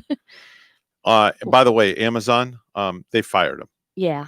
Yeah, No doubt. they fired him Don't let the door hit you in the on the way out. in the arse. Yeah. Yeah, the arse, as they say on the way out. That's your stupid news for the morning, Bonnie. Hope you enjoyed it. Well, I enjoyed some stupid news, and I'm happy to say that over this weekend, Evan, I did not run into any stupid people. You didn't. I didn't see any stupid nonsense at all. No, Have I you run did into not. stupid people in the past, though, on the weekends? Well, sometimes it's always like a driving incident. Okay. Like it's always people driving or, getting mean, getting rude, nasty out on the roads. Mhm. I haven't seen any of that this weekend. Everything seemed to be moving quite nicely. I had somebody berate me on Facebook the other day. You did? Actually, this weekend. Yeah. Really? Yeah, there was an item I wanted to buy, and I told them I was interested in it, and I'd they asked me if I wanted it. I said, yeah, I'll take it. And this is okay. You can meet me at such and such location. And about 2 hours later, I receive a message from this person asking me if, she says, "You're very rude for not getting back to me." She accuses me of being rude, and just all this other stuff. And then her husband gets on the text and starts, berating me. How dare, Yeah. I talked to his wife like that, ba. And I'm like, excuse me, but you don't know what's happening in my world. I had an emergency come up and I had to run out of the house very quickly, left my phone there. Therefore, I didn't get my messages. So, before you jump to conclusions. Yeah. I mean, if they knew you, they could believe that, because I know you're always checking like your email and your text messages. And Yeah. you said you're kind of like on that social system nonstop throughout the day. Have to be. So, that sounds very believable, Evan. Have But to be. He I- even threatened me. I He guess- physically threatened me with bodily harm. I guess on their side, they were probably feeling nasty because maybe they had that item on hold while waiting for you to get back to them, and therefore they didn't sell it in that time, or maybe Yeah. maybe they had amount of time that they had to sell that item in Yeah. too. Who knows? But yeah. It was. People- Then he threatened to punch me in the face. He did. Yeah. Oh, On social media. really? He threatened me with bodily harm. How about that Oh, one? man? So I, in turn, copied the Florida State statute and sent it to him I see. and told him that he'd be reported to the police. Yeah. Does he live in this area? He's somewhere in Jensen Beach. I don't know. Okay. This guy's unhappy, whatever it is. Oh, I thought you were going to call him a nasty name. No, I'm not going to do that. No. I thought you were just going to say something else. No, Yeah, No. but you didn't. no, You not didn't. at all. Not at So- all. What'd you think I was going to say? Rhymes with that guy's an apple. An apple? Yeah, rhymes with apple. All I can think of is Snapple. Okay. Well, Apple. That's, Apple. yeah, that's all I could. But anyway, but Yeah, those, you'll have to tell me that one off. those air. words didn't come out of your mouth. So. Yeah, apple. I can't think of what rhymes with apple. I'd call him on the radio. I can think of other things I'd say, but better person than that. Yeah. It's 10:47. 10:47. Thanks for taking Wow. the high road. Wow, 10:47. It's not 10:47. It's 7:47. Let's go to the news desk where Bonnie's standing by. Good morning, Bonnie. Good morning, Evan. And good news, the Roosevelt Bridge in Stewart is reopened. It reopened Saturday morning, and there are now 4 lanes of traffic, 2 in each direction. The Florida Department of Transportation has placed a 5-ton weight restriction for all vehicular traffic crossing the bridge, which was shut down earlier this month after chunks of concrete fell from the underside. Law enforcement is monitoring both ends of the bridge. Florida East Coast Railway trains that pass under the bridge are able to resume their normal speeds now that the temporary bridge support is complete. The FDOT said emergency vehicles, service vehicles, including ambulances and fire trucks, will be permitted on the bridge. Sport utility vehicles, pickup trucks, and private vehicles towing single or double axle trailers will also be permitted. And construction has started on the widening of Dixie Highway under the bridge. The project is expected to be completed in 1 week, weather permitting, and includes the removal of existing curbs and sidewalks to reconfigure the highway. The coronavirus continues to surge in Florida with another 8,500 COVID-19 cases Sunday after a record nearly 9,600 Saturday. Governor Ron DeSantis says younger people get more of the cases than spread them. One vector that we've seen throughout this is the home, because those are the people that you're in close, sustained contact with. DeSantis says the state had to shut down bars to on-site drinking because noncompliance became so widespread. People came together in Port St. Lucie on Saturday to start a conversation about racism. WPTV's John Shaman explains. Coming together in Port St. Lucie today to start a conversation about racism. The event taking place on the grounds of the Lighthouse Chapel, a gathering of different churches, denominations, and cultures addressing the topic, not just in our society, but also in our churches. Organizers said they feel a sense of responsibility to bring these topics into the church because they say that many people want to be part of the conversation. Members of Congress are taking action to protect the site where 49 people were shot and killed in an attack on a gay nightclub in Orlando. We owe it to those we lost to honor their memories by dedicating a national memorial at Pulse, a memorial that reflects the same love, acceptance, and spirit of community that embodied the victims and that embodies the LGBTQ community at large. Local Congresswoman Stephanie Murphy, the Pulse site will be under the jurisdiction of the National Park Service, but locally controlled by the One Pulse Foundation. And lastly, the coronavirus is to blame for canceling Mike Pence's pre-Independence Day re-election campaign events in Florida. The Group America First policies tweeted yesterday that the vice president's visits to Lake Wales and Sarasota set for Thursday were called off out of an abundance of caution, and they hope to reschedule. However, the White House says Pence will be in Florida Thursday to meet with Governor Ron DeSantis and health officials. The NBA released its schedule for the rest of its season, which is set to resume on July 30th. Also, players will reportedly be allowed to wear a social justice message on the back of their jerseys instead of their last name. 22 teams will play in a closed-off bubble in Orlando. They are the 16 teams who were in position for playoff spots when the season was suspended, plus 6 other teams who were within 6 games of making the cut. News time is 7. And traffic together are next.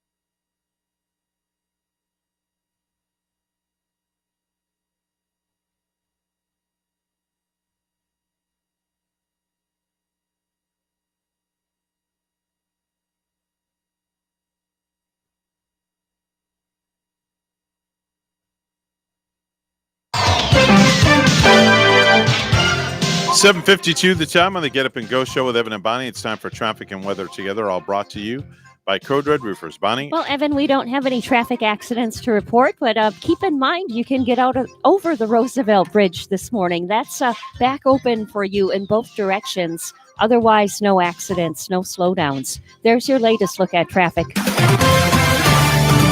And right here in Stuart, we have 78. Here's our forecast at WPTV. This morning here on the Treasure Coast, very warm and humid with mostly sunny, hazy skies and light southeasterly winds. This afternoon, hot and humid with near record highs. Temperatures will reach the low to mid 90s with the heat index between 102 and 106 degrees. Mostly to partly sunny. A few pop-up strong thunderstorms are possible this afternoon and light southeasterly winds.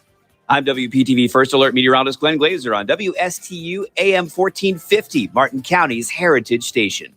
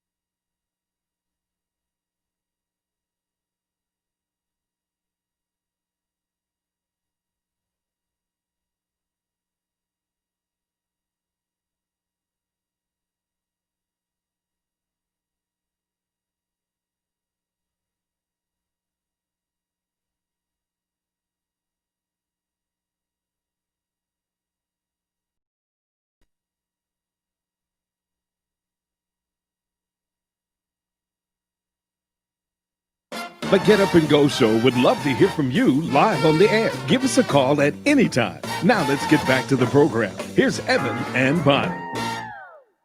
And now, here's another radio meme. Captain's log. Spock and I are teleporting to the year 2020. 5 minutes later. Nope. If I may, Captain, bad idea. Agreed, Spock. Get out. I'm Vulcan out of here. And that's another radio meme. Time now at 7:57 on the Get Up and Go Show, coming up in the 8 o'clock hour. Lori Gaylord, the superintendent of Martin County Schools, is going to be here giving us an update. It's going to be pretty interesting to see what's going on there. I was watching the news over the weekend, and I saw the Indian River County, how they're going to be opening up their schools up there also as well. It's going to be an interesting situation to see are going to go back in the classroom versus how many are going to be learning at home, and the busing situation. Yeah, that's something that concerns me, the busing situation, Bonnie. Yeah, and I guess if I was a parent too, it would, concern me with my kids, I guess, getting on the school bus. Yeah. And that's just my opinion. Yeah, they were showing video of how they're going to do things up at Indian River County. I guess after every run, they're going to disinfect the bus. So that's all time-consuming things. Yeah. But, and they said they're going to start with loading the bus from the rear and going forward. So the first kid on gets all the way in the back, and then you skip a seat, and then you have another seat. They say siblings will be allowed to sit together on the bus. That makes sense. I don't know. I don't know, though. I'm just... I would assume the bus drivers, maybe they'll be working more of a full schedule then, because, don't they work like early in the morning and then they have a break and then they go Yep. and drive the school buses in the afternoon? And then they have to disinfect all those buses. Yeah, maybe they're going to after be like the morning runs. on full schedule. Maybe it would turn into maybe a more full-time thing for them, you would think. It's going to be very interesting to see what they're doing. They're talking about, the way they're going to do things as far as the classrooms, how they're going to learn. They're going to do temperature checks of every child. In my humble opinion, a temperature check really means nothing at all. I mean, you could just have a normal common cold and run a very low fever and not have COVID-19. And still not know that you're carrying it. Yeah. That the check could be fine, but you still could be. Yeah. Because I guess people don't even become aware that they have it after it's been running through their system like 14 days or so. Yep. Yeah. Yep. You could also have a common cold and just have a low grade fever. You just don't feel good, but you still want to go to school and you want to learn. So, I mean, you go to school and they, run your temperature and you have like 99.5 and they're going to send you home and you just have like a little sniffle and you don't have COVID-19. Yeah.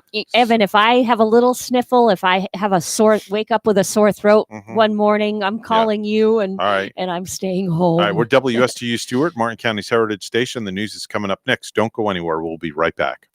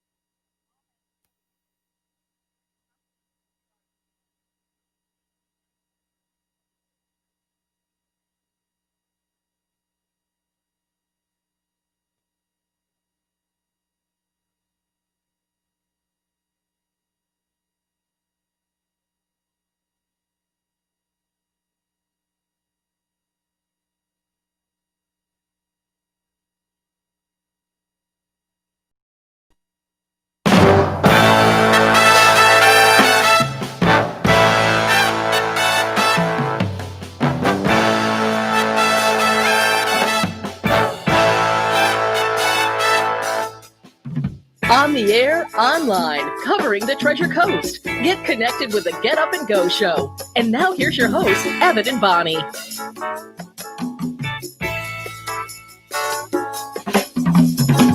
8:07 on the Get Up and Go Show, and it's time for our weekly visit with Martin County School Superintendent Lori Gaylord joins us on our line right now. Lori, good morning. How are you, your family, and the extended family at the school board doing?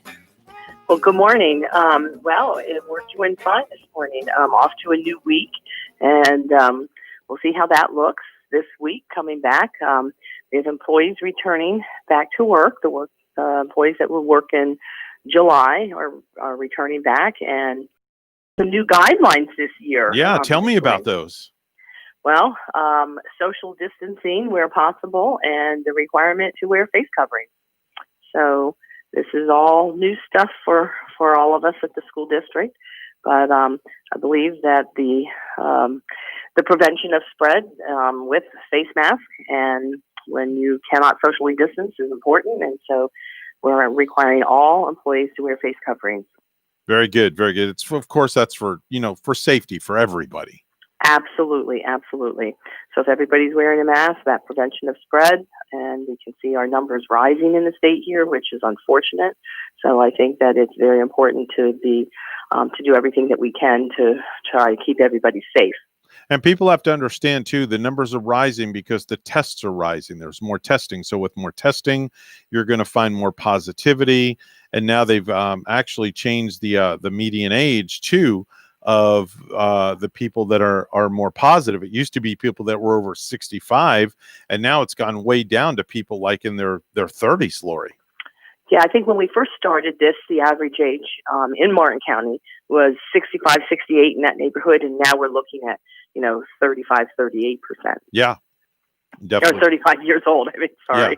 Yeah, definitely so.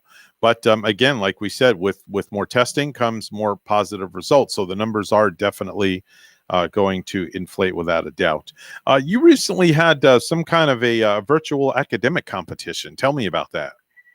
So we started a partnership 6 years ago with the Center for Constitutional Values. And so our Constitution being one of the most hallowed documents of our time. And so for the students to really delve in and understand what the Constitution means. And so our traditional high school, Jensen Beach High School, South Fork High School, and Martin County High School, they compete against each other. So first they hold a first round within their school, identify who the winners are at their school, and then the final round, and this was the final round, and it was the 5th annual competition that they had. We actually started with the Center for Constitutional Values, and Kate Boland, she's with the Center for Constitutional Values, and we kind of planned this 6 years ago, and it's been ever changing every year. It's gotten better every single year, and the kids are absolutely amazing. So it focuses on, something about the Constitution, a designated topic, and this one was actually really time relevant to talk about the Electoral College. And Judge Alan Forst of the 4th District Court of Appeal was the judge this time that served. And I have to give a shout out to all of our local judges that have served us so well over the years, and they've given up their time for this. And so it was on the Electoral College. It was really interesting. And so we do have the winners this year were from South Fork High School. And the sponsor was the Youth in Government. There's a Youth in Government group in Martin County as well. And they've actually gone to the state. And we actually had our Youth in Government organization that is all throughout Martin County with all of the schools represented with the YMCA. And we had a governor from Florida represented in that Youth in Government. But anyway, Youth in Government sponsor was Don Welch, and he sponsored that team from South Fork High School. And the winners were Frankie DeCesar and Solomon Scholl. And so our second place winners came from Jensen Beach High School. And that sponsor was Youth in Government sponsor Tara Garrido. And the students that won were Jackson McAfee and Shay Powers. And coming in third place from Martin County High School, the Youth and Government sponsor was Sam Mick, and the students that won were Jordan Lasardo and Jillian Plymel. So it was really interesting, and the first time that we've done a Zoom competition. And but yes, it was nice to be able to continue that competition. And at the end, the students received a scholarship. So all along the way, they get a scholarship in the first round, but then the second round is the bigger scholarship. So that's nice for our students. Wow, that seemed like a lot of fun. Yeah. Yeah, it is a lot of fun. So we would be happy to invite you next year. So that would be really interesting and see the students debate the issue. Yeah, definitely. We would be honored to be there, right, Bonnie? We would, and with the scholarships too involved, boy, that gives the students a lot of incentive to work on that. You know, to yeah, really... money's a good motivator. Yeah, yes, it is. and so our parents, when they know the money's behind it, and that scholarship could be waiting. Yes. So, talk to me a little bit about you guys just recently had a budget workshop, correct? Well, we have a budget workshop tomorrow, and we've had one budget workshop. Tomorrow is a second budget workshop. And as you know, this is our budgeting cycle.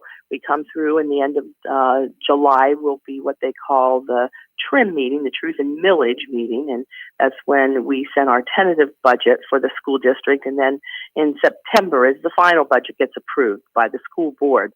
So tomorrow's meeting will be discussing about the millage referendums that we passed back in 2018, and talking about some of those initiatives that were funded by that half-mil property tax, or by the voter referendum of the millage.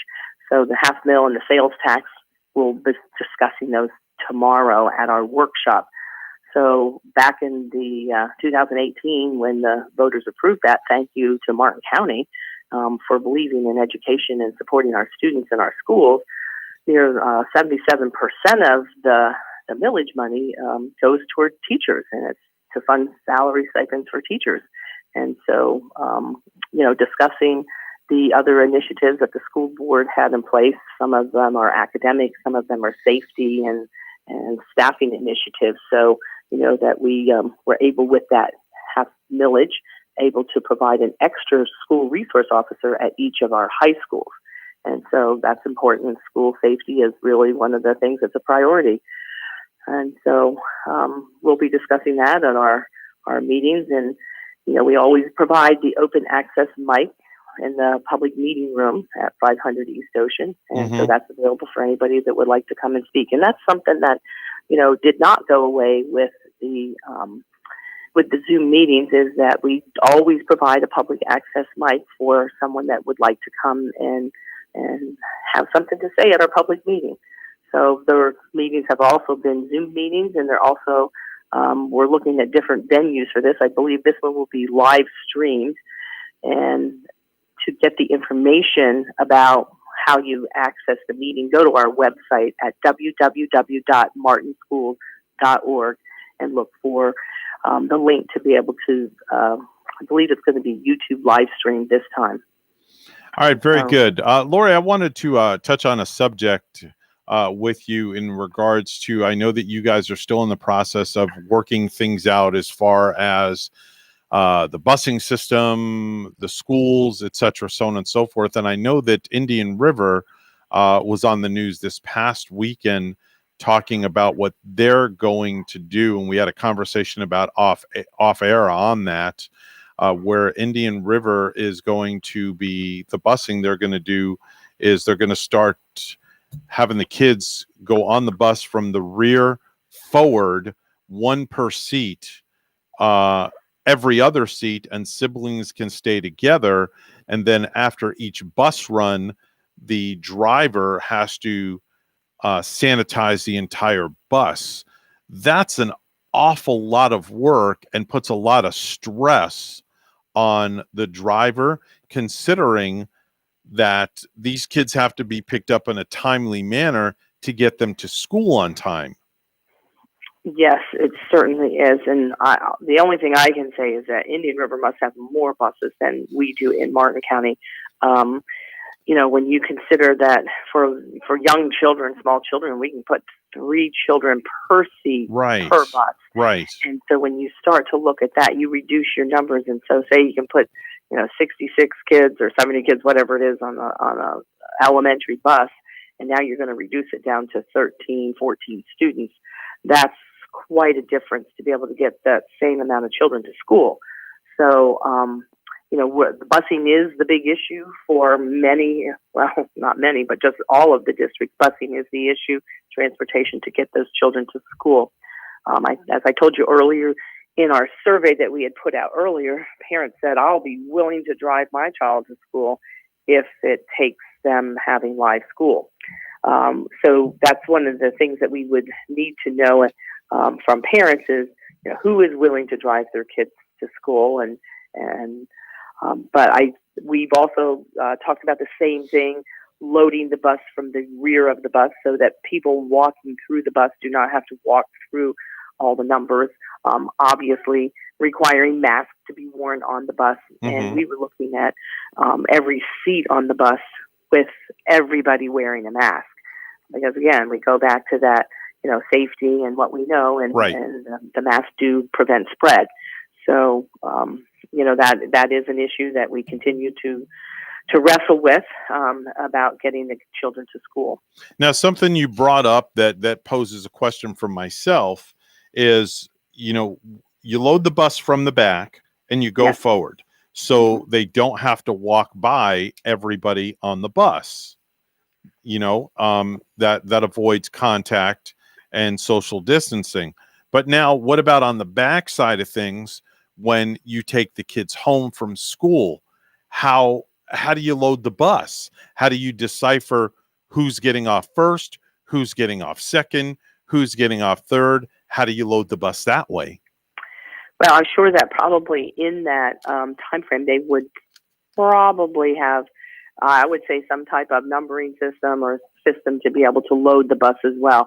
So when the children load up at school, that they're getting on in the same order. Right. So that would be my guess, even though we have not we don't have a definitive plan for transportation at this point in time, but that would be my guess. If we're going to load the bus that way in the morning, we would load the bus that way in the afternoon. So I that mean, I everybody guess gets off in the same order. the same driver would be driving the same kids on the same route, except in reverse, basically. Typically, yes. Typically. Wow. That's So, amazing. yeah. So many variability. My head is spinning like in a circle right now. Honestly, it's like Calgon, take me away. It would be so tough to be the administrator of the I school would not right want now. to be in your set of shoes right now, Lori. I would not. Well, and we understand. I mean, there are very strong opinions about a lot of things that have this back to school. And yes, there will be school in August. How that looks in August needs to be determined.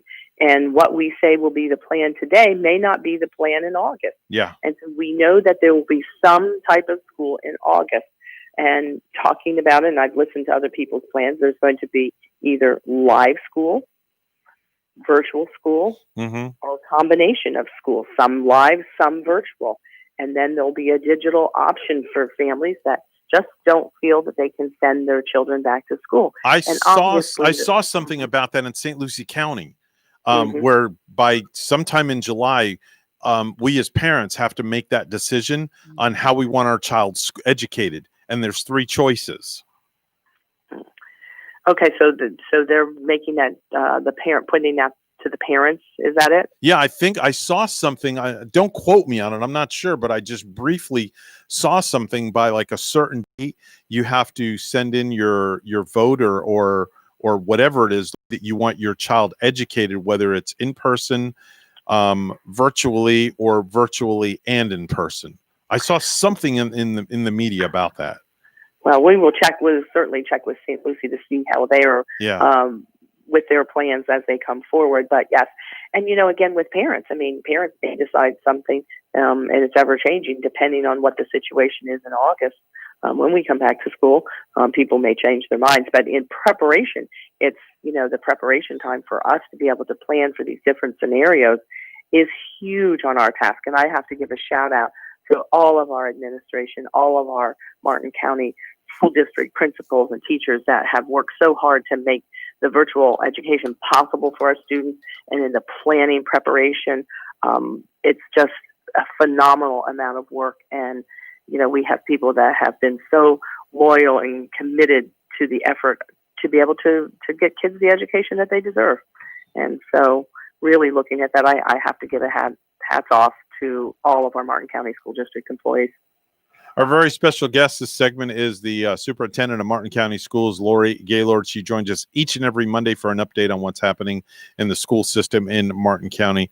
Lori, thank you so much for joining us this morning, and we look forward to speaking with you next Monday, same time, same place, same bat channel. Thank you, and you have a great week, and hopefully we'll have a little more information next week. I greatly appreciate you and everything that you do for the kids and the parents and all your employees and teachers and staff there in Martin County.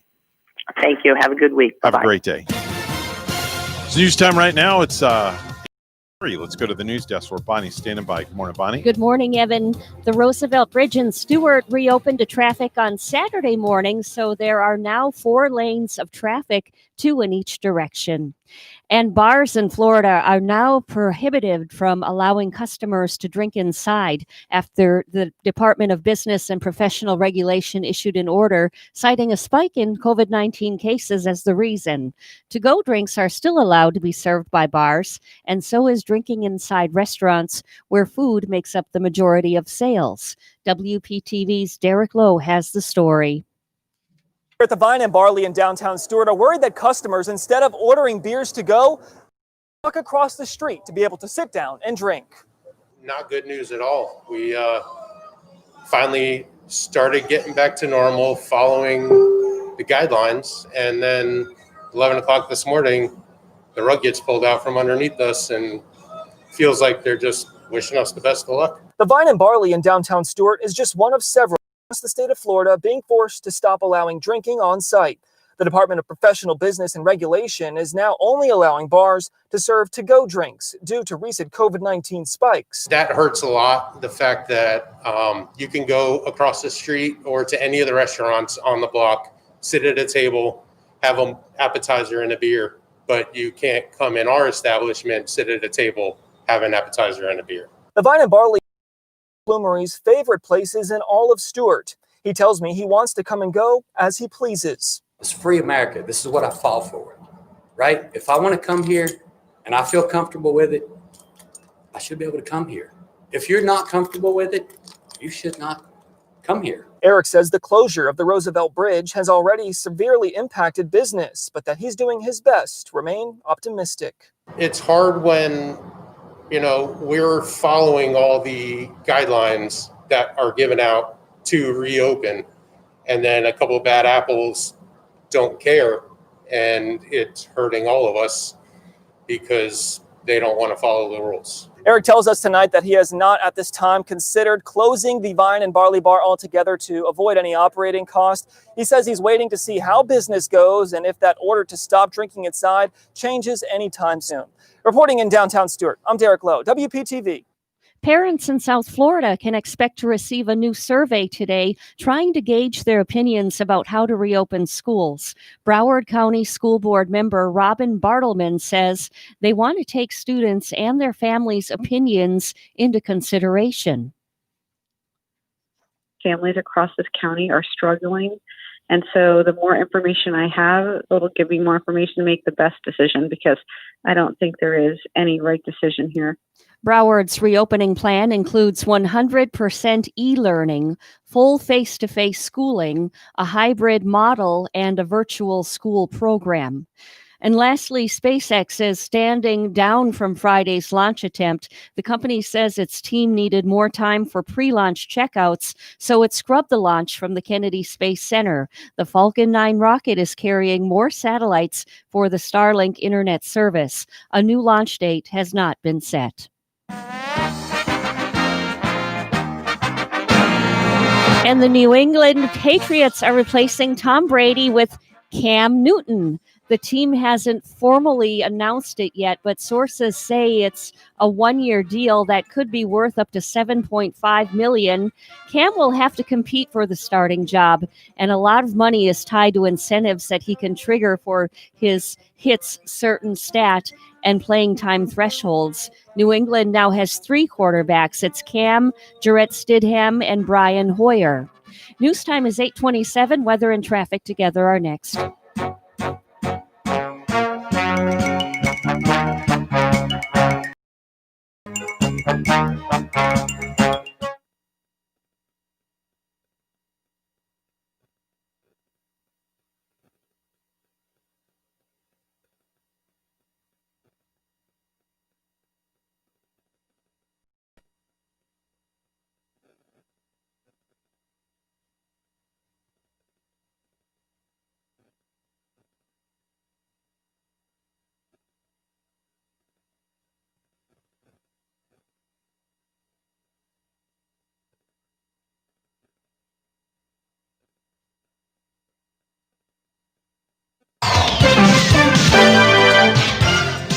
$8:28 the time on the Get Up and Go show with Evan and Bonnie. It's time for traffic and weather together, brought to you by Code Red Roofers. Bonnie? Traffic-wise, the nice news is that the Roosevelt Bridge is now open in both directions, so traffic getting through right there.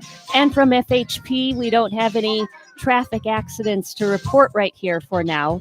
There is your latest look at traffic. And right now we have 78 in Stewart. Here's more on our forecast at WPTV. This morning here on the Treasure Coast, very warm and humid with mostly sunny, hazy skies and light southeasterly winds. This afternoon, hot and humid with near record highs. Temperatures will reach the low to mid 90s with the heat index between 102 and 106 degrees. Mostly to partly sunny. A few pop-up strong thunderstorms are possible this afternoon and light southeasterly winds. I'm WPTV First Alert meteorologist Glenn Glazer on WSTU AM 1450, Martin County's Heritage Station.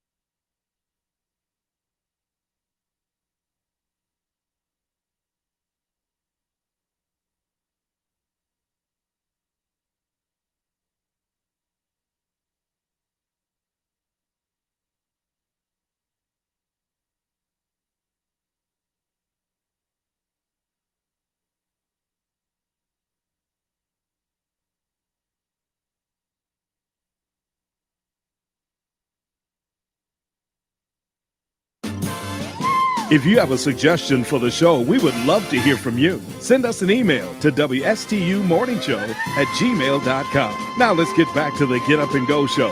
Here's Evan and Bonnie. 8:31 the time on the Get Up and Go show with Evan and Bonnie. Normally at this time, Randy Siegel joins us with his daily dose of space from another place, but he is tied up this morning, so he's not going to be with us. So instead, Bonnie is going to give us some showbiz news, right, Bonnie? Well, actually, I have the 10 activities with the highest lightning risk. Okay. So activities where you are the most likely to be struck by lightning. And almost half of the people who've been killed by lightning in the past 15 years were doing one of 10 activities. The ones with the most deaths are fishing, being at the beach, camping, farming, and riding a bike, motorcycle, or an ATV. Okay. Social gatherings outdoors are on the list. Just walking to or from your home at 4%. Oh, wow. Working on a roof, which, well, it kind of makes sense, but it really doesn't make sense because you would think the boss would, tell all of the roofers to get down that ladder. Right. As soon as he saw a little bit of lightning in the sky. Working on a roof made the list, and other types of construction at 3%. Okay. Yeah. Don't play on a roof. No. You ever be out on a walk, Evan, and then that lightning strikes? No. And then you just kind of like got to boogie your little buns home. No. I have alerts on my phone that come up whenever there's lightning in the area. I'll get an alert that says lightning has been detected in your area. Yeah. If I see that alert, I do not go outside anywhere. If I see or hear of any lightning, if anybody's in my pool, I'm just like, kids, get out of the pool. Get out of the pool instantly. You just don't want to mess with that. Yeah, water and electricity don't. That would be like throwing a hairdryer in a pool. Awful. While you're in the pool. Did you see this one, Evan? A guy in Texas tweeted on Saturday night about how he and his wife finally went out to eat, and they had to wait 18 minutes for shredded cheese. 18 minutes? Yeah. Wow. Quote, as it's the only way that his wife can eat fajitas. And quote, we got to quit blaming COVID-19 for crappy service. Wait a minute. So let me make sure I understand this. So his wife will not eat a fajita unless she has shredded cheese. Yeah, she's very particular about her fajitas. All right, so she's a diva. Okay, she's a flippin' diva. Maybe so. Okay. Maybe so. No, she is a diva. Okay, because if she doesn't have shredded cheese, she won't touch her fajita. Okay. And then it took them 18 minutes to get the shredded cheese. Yeah. Okay. He said, quote, my wife date night after 3+ months locked up on quarantine, waiting for shredded cheese as it's the only way she can eat fajitas. We've asked 4 people going on 18 minutes now. We got to quit blaming the COVID-19 for the crappy service. So he tweeted this. I don't know why COVID-19 would be at fault for crappy service. Right. Because all the waitress had to do was go to the kitchen and say, I need a side of shredded cheese. Yeah. They've got the cheese already made up there, depending on the restaurant. But since the restaurant serves fajitas, then that means they must already have the shredded cheese already in a bin, in a refrigerated bin. All the guy would have had to do was, with his gloved hand, grab a handful of shredded cheese, put it in a bowl, yeah, and give it to the waitress and be done with it. Takes all of a minute. Yeah, you wouldn't think that it would take that long, but here's a picture of his wife as they were waiting. Oh, They yes. were waiting, and she looked She doesn't look amused. pretty defeated. She does look a little bit diva-like there. Yeah, she definitely looks a little like a diva, Yeah, without a doubt. I would say so. What else you got for me? Let's see. Corona made the list of the 100 most popular baby names in 2020. Gee, go figure. Can you believe? Go figure. No, what kind of parents are naming their children Corona? Well, stop and think about it. Being born in 2020. Look at look at some other celebrity kids' names that are out there. Tomorrow. I know. Oh, who named their kid Tomorrow? There's a kid named Tomorrow out there somewhere. I wonder what celebrity did Yeah. that. I know that. Oh, it was Gwyneth Paltrow that named her daughter Apple. Right. Which I don't think that's that far out. I don't really mind the name Apple for a Mhm. little girl. Mm-hmm.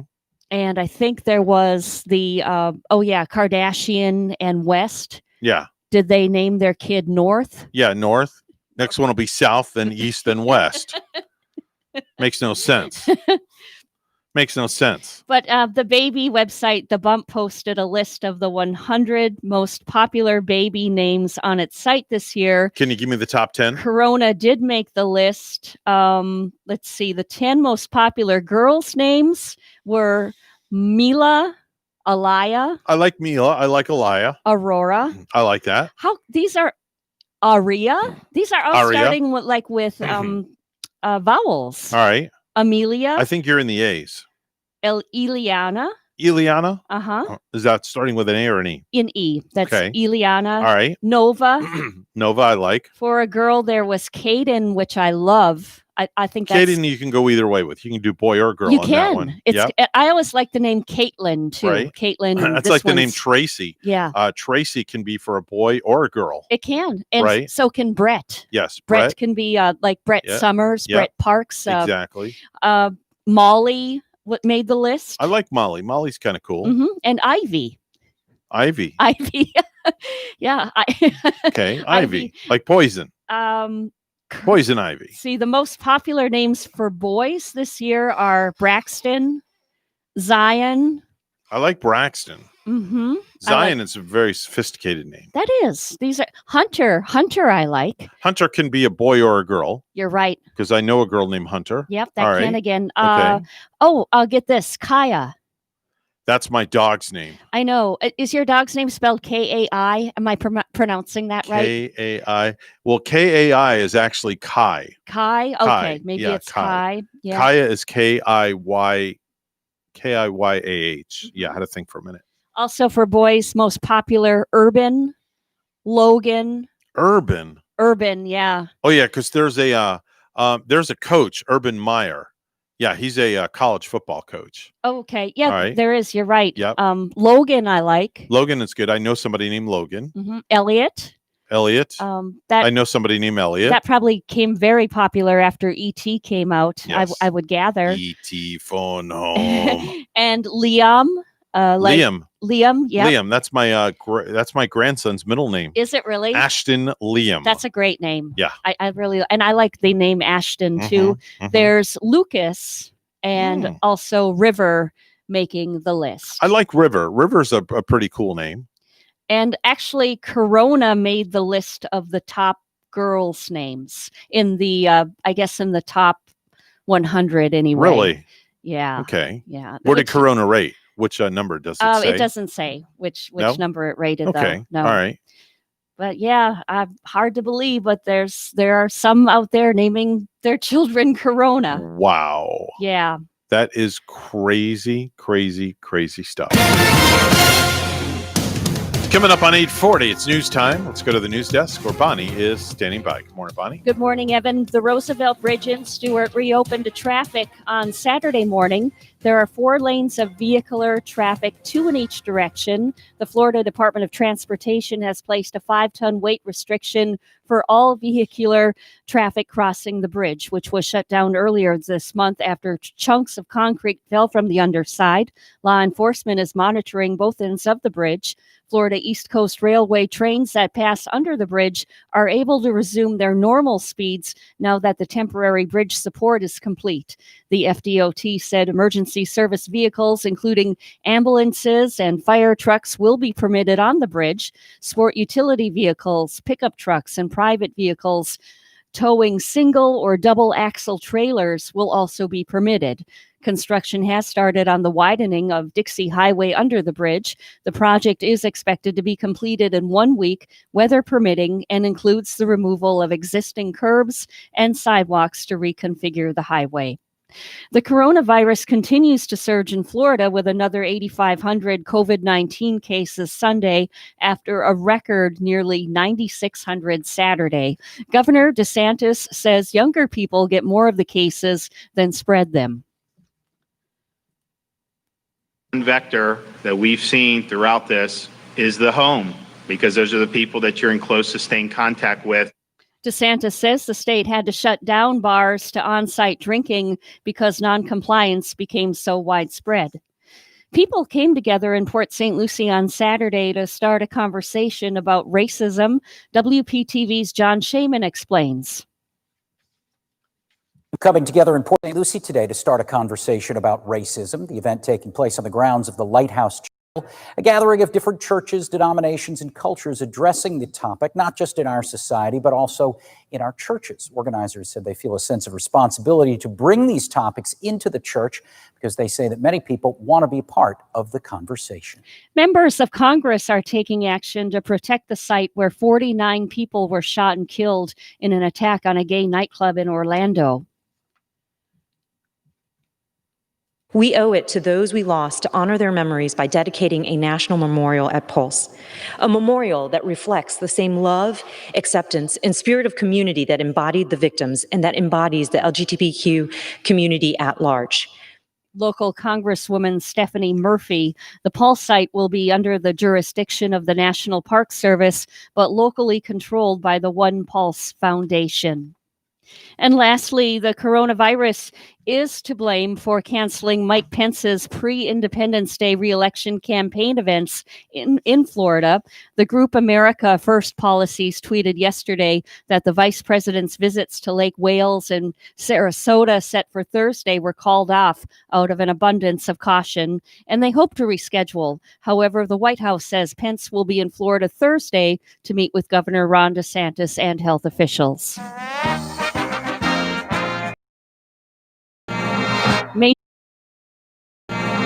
Major League Soccer is confirming some 24 new coronavirus cases.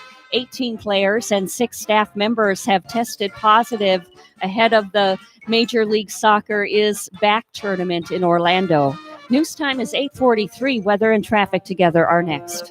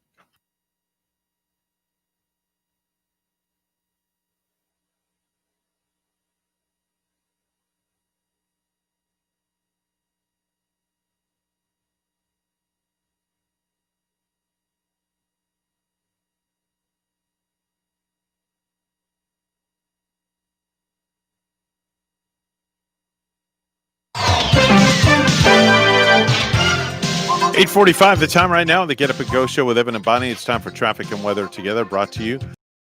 Responding. Well, we have that Roosevelt Bridge back open in Stewart. However, further south down the road, there is an accident. It's on Southeast Federal Highway and Southeast Bridge Road in Hobe Sound, and there is some traffic block in that area. Look for a slowdown there. There's your latest look at traffic. Stewart, right now we have 78. Here's our forecast at WPTV.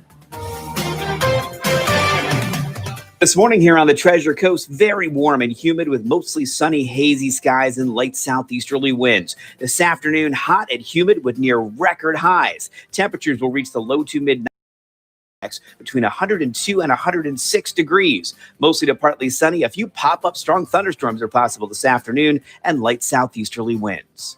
I'm WPTV First Alert meteorologist Glenn Glazer on WSTU AM 1450, Martin County's Heritage Station.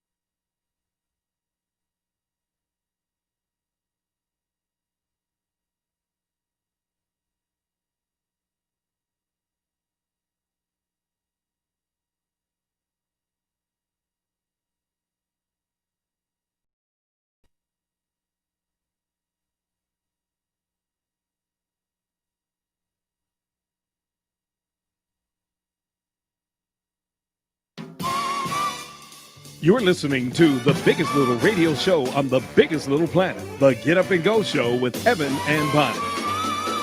8:48 the time on the Get Up and Go Show with Evan and Bonnie. We have a phone call, Bonnie. Let's go to the phones right now. WSTU, you're on the Get Up and Go Show with Evan and Bonnie. Who's this? Hey, guys, how's it going? Oh, it's the old man down the road. Oh, it's our call from the old man. Yes, it's our Monday call. Yeah. How are you, old man? We're doing okay. Had some storms to, get a hold of there. It was pretty bad last. Oh, wow. Okay, and where do we find you at today, old man? What state and city are you in? Well, right now, I'm in Kentucky. Oh, you're in Kentucky. Oh. And last week, wasn't he in St. Louis, Missouri? Yeah, he was at the Arch. Yeah. Did you go up in that arch? Were you able to go on that Electron up there? Yeah, both Ed and I just went up there and saw the whole site. It was pretty amazing. You can see the whole city from there, Okay. can't you? All right. All right. Yeah. Oh, yeah. Wow. All right. Very good. So now where in Kentucky are you today? Well, Edna went to come to Mammoth Cave again into the campgrounds. Mm-hmm. So that's probably about 45 minutes from your good friend George there. Oh, okay. So you're going to go visit George later on today. Wow. Yeah. You'll have to report back to me and let me know how that visit went. George going to get some company. Yeah. That's cool. He'll get some good vittles too. Yeah. Oh, yeah. Edna's a real good cook, Bonnie. I bet she is. She can come down here and cook a meal for me if you don't mind. I think I do believe the old man is going to be coming down to Florida in a few short weeks. Oh, yeah. And I think they might stop at my home and they might be cooking me up some vittles for the wife and I, right, old man? Oh, yeah. We're going to come down there in a few weeks, and Edna has a special dish she's going to make up for you guys. Really? Wow. And what is that? Yeah. Can you reveal it? Oh, no, can't reveal it. It's going to be one of those nice surprises that's going to light up their face. I hope it's not going to be cream of possum soup. Oh! Maybe he'll make you like some of the best macaroni and cheese, Evan. Could you imagine? Gavin will enjoy that. Yeah, he'll be maybe passing it on. Yeah, Gavin will definitely enjoy that, without a doubt. Old man, do you have a few minutes to play around to yes or BS with Bonnie? Sure. I do. All right. Yeah. All right, very good. So the way the game works, I'm going to read a statement. You have to tell me if it's yes or BS. You get a point for each one right, and if it's wrong, then the other person gets control. We move on to the next question. You can get up to 20 points in this game, and depending on how well you control the game, depends on how many points you get. So we'll start with the old man first. So here's question number one, or statement number one. From the Peanuts gang, Charlie Brown's little sister is named Patty. Is that yes or BS, old man? I don't know. Well, you know what? I'm going to go out on a limb and I'm going to say, okay. You're going to say yes? Yeah. Incorrect. You might It's Sally.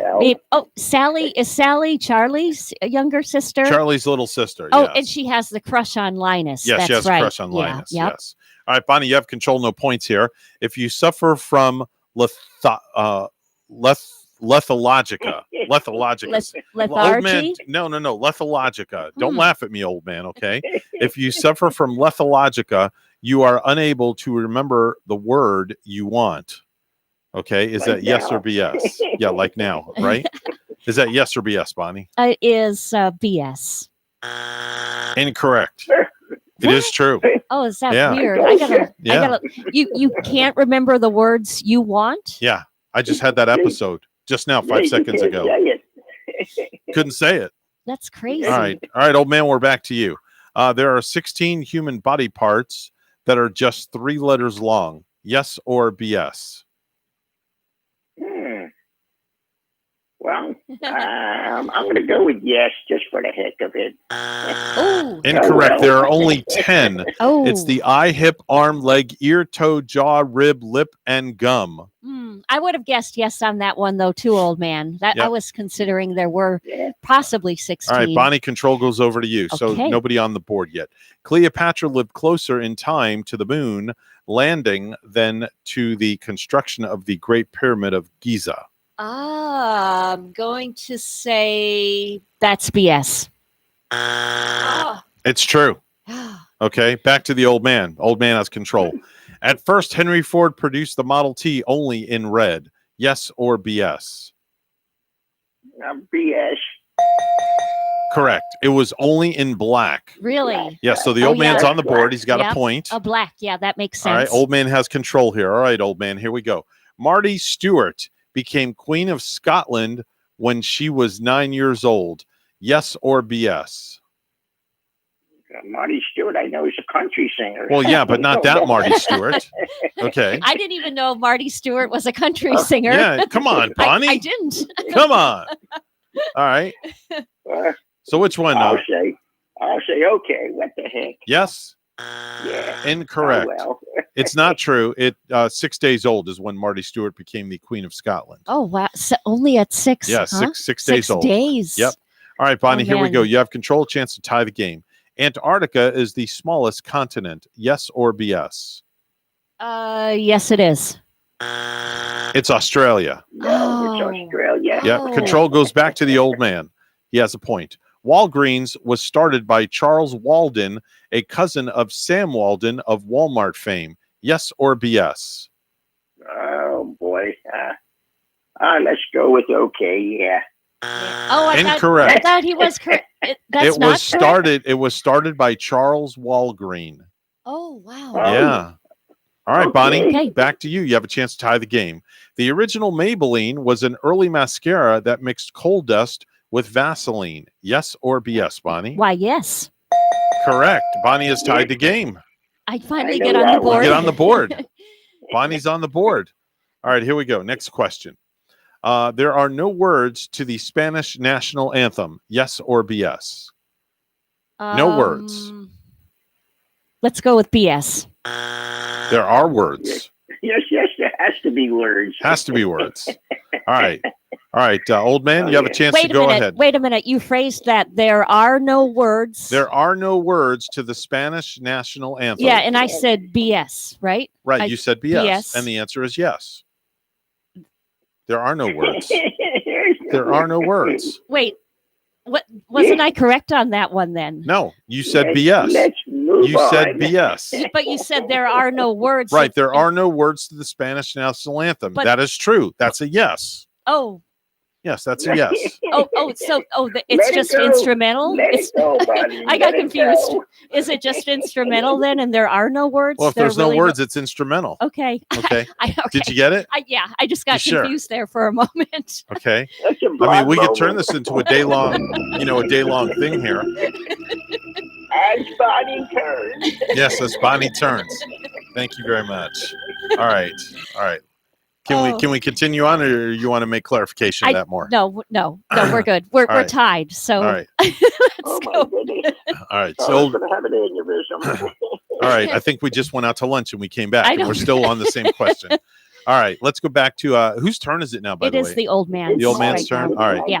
All right. The famous champagne Dom Perignon is named after Pope Dom Perignon. Yes or BS? Sacrifice. No, I'll say BS. Correct. It was Oh, my Benedict goodness. monk Dom Oh. Perignon, 1638 to 1715, who allegedly invented the champagne. All right, so we got 2 points for the old man, and old man is Oh, control. excuse me. Oh, jeez, old man, right on the radio. That's really disgusting. Old man, have a little couth. Okay. No, that's even more disgusting. That coughing. Wow. That coughing. It just burnt me. Oh, jeez. Old man. People are trying to eat breakfast over here. I have to take control away from you for that one. I'm giving control to Bonnie because you belched on the air. No, that's Shame okay. on you. That's okay. Let him answer All another right. question. All right, here we go, old man. John Witherspoon, an ancestor to actress Reese Witherspoon, signed the Declaration of Independence. That's false.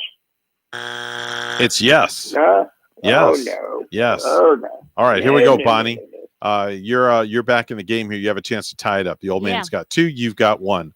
All Major League Baseball umpires are required to wear black underwear while on the job in case their pants split. That will be a yes. Correct. Yeah, I say that would be too. That's Okay. funny. All right. All righty. Bonnie, you've tied the game. You have a chance to move ahead here. Have you ever seen an umpire split his pants? No. No. I mean, Evan, you might have seen that before. I was being sorry, out I at the don't- ball game. I don't look at an umpire's backside. Okay. Are you? Are you? Oh, okay. I'm not going to even ask this one. All right. Here we go. Madonna, the Michigan native actress and singer, was once the winner of the Miss Michigan pageant. Yes or BS? Let's see. I know she was from the Detroit area, Michigan, but had she been Gives you a chance to the go ahead winner here, Bonnie. of a pageant, I'm going to say BS. Correct. And we're out of time, and that means Bonnie wins the game. 3-2. 3-2. That's how you play a round of yes or BS. And Bonnie wins that game. Old man. You're lucky, Bonnie. Old man, you just didn't have it today.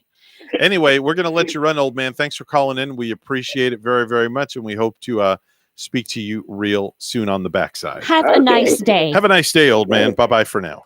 And Hey, that's the old man down the And road. Evan, some really good news.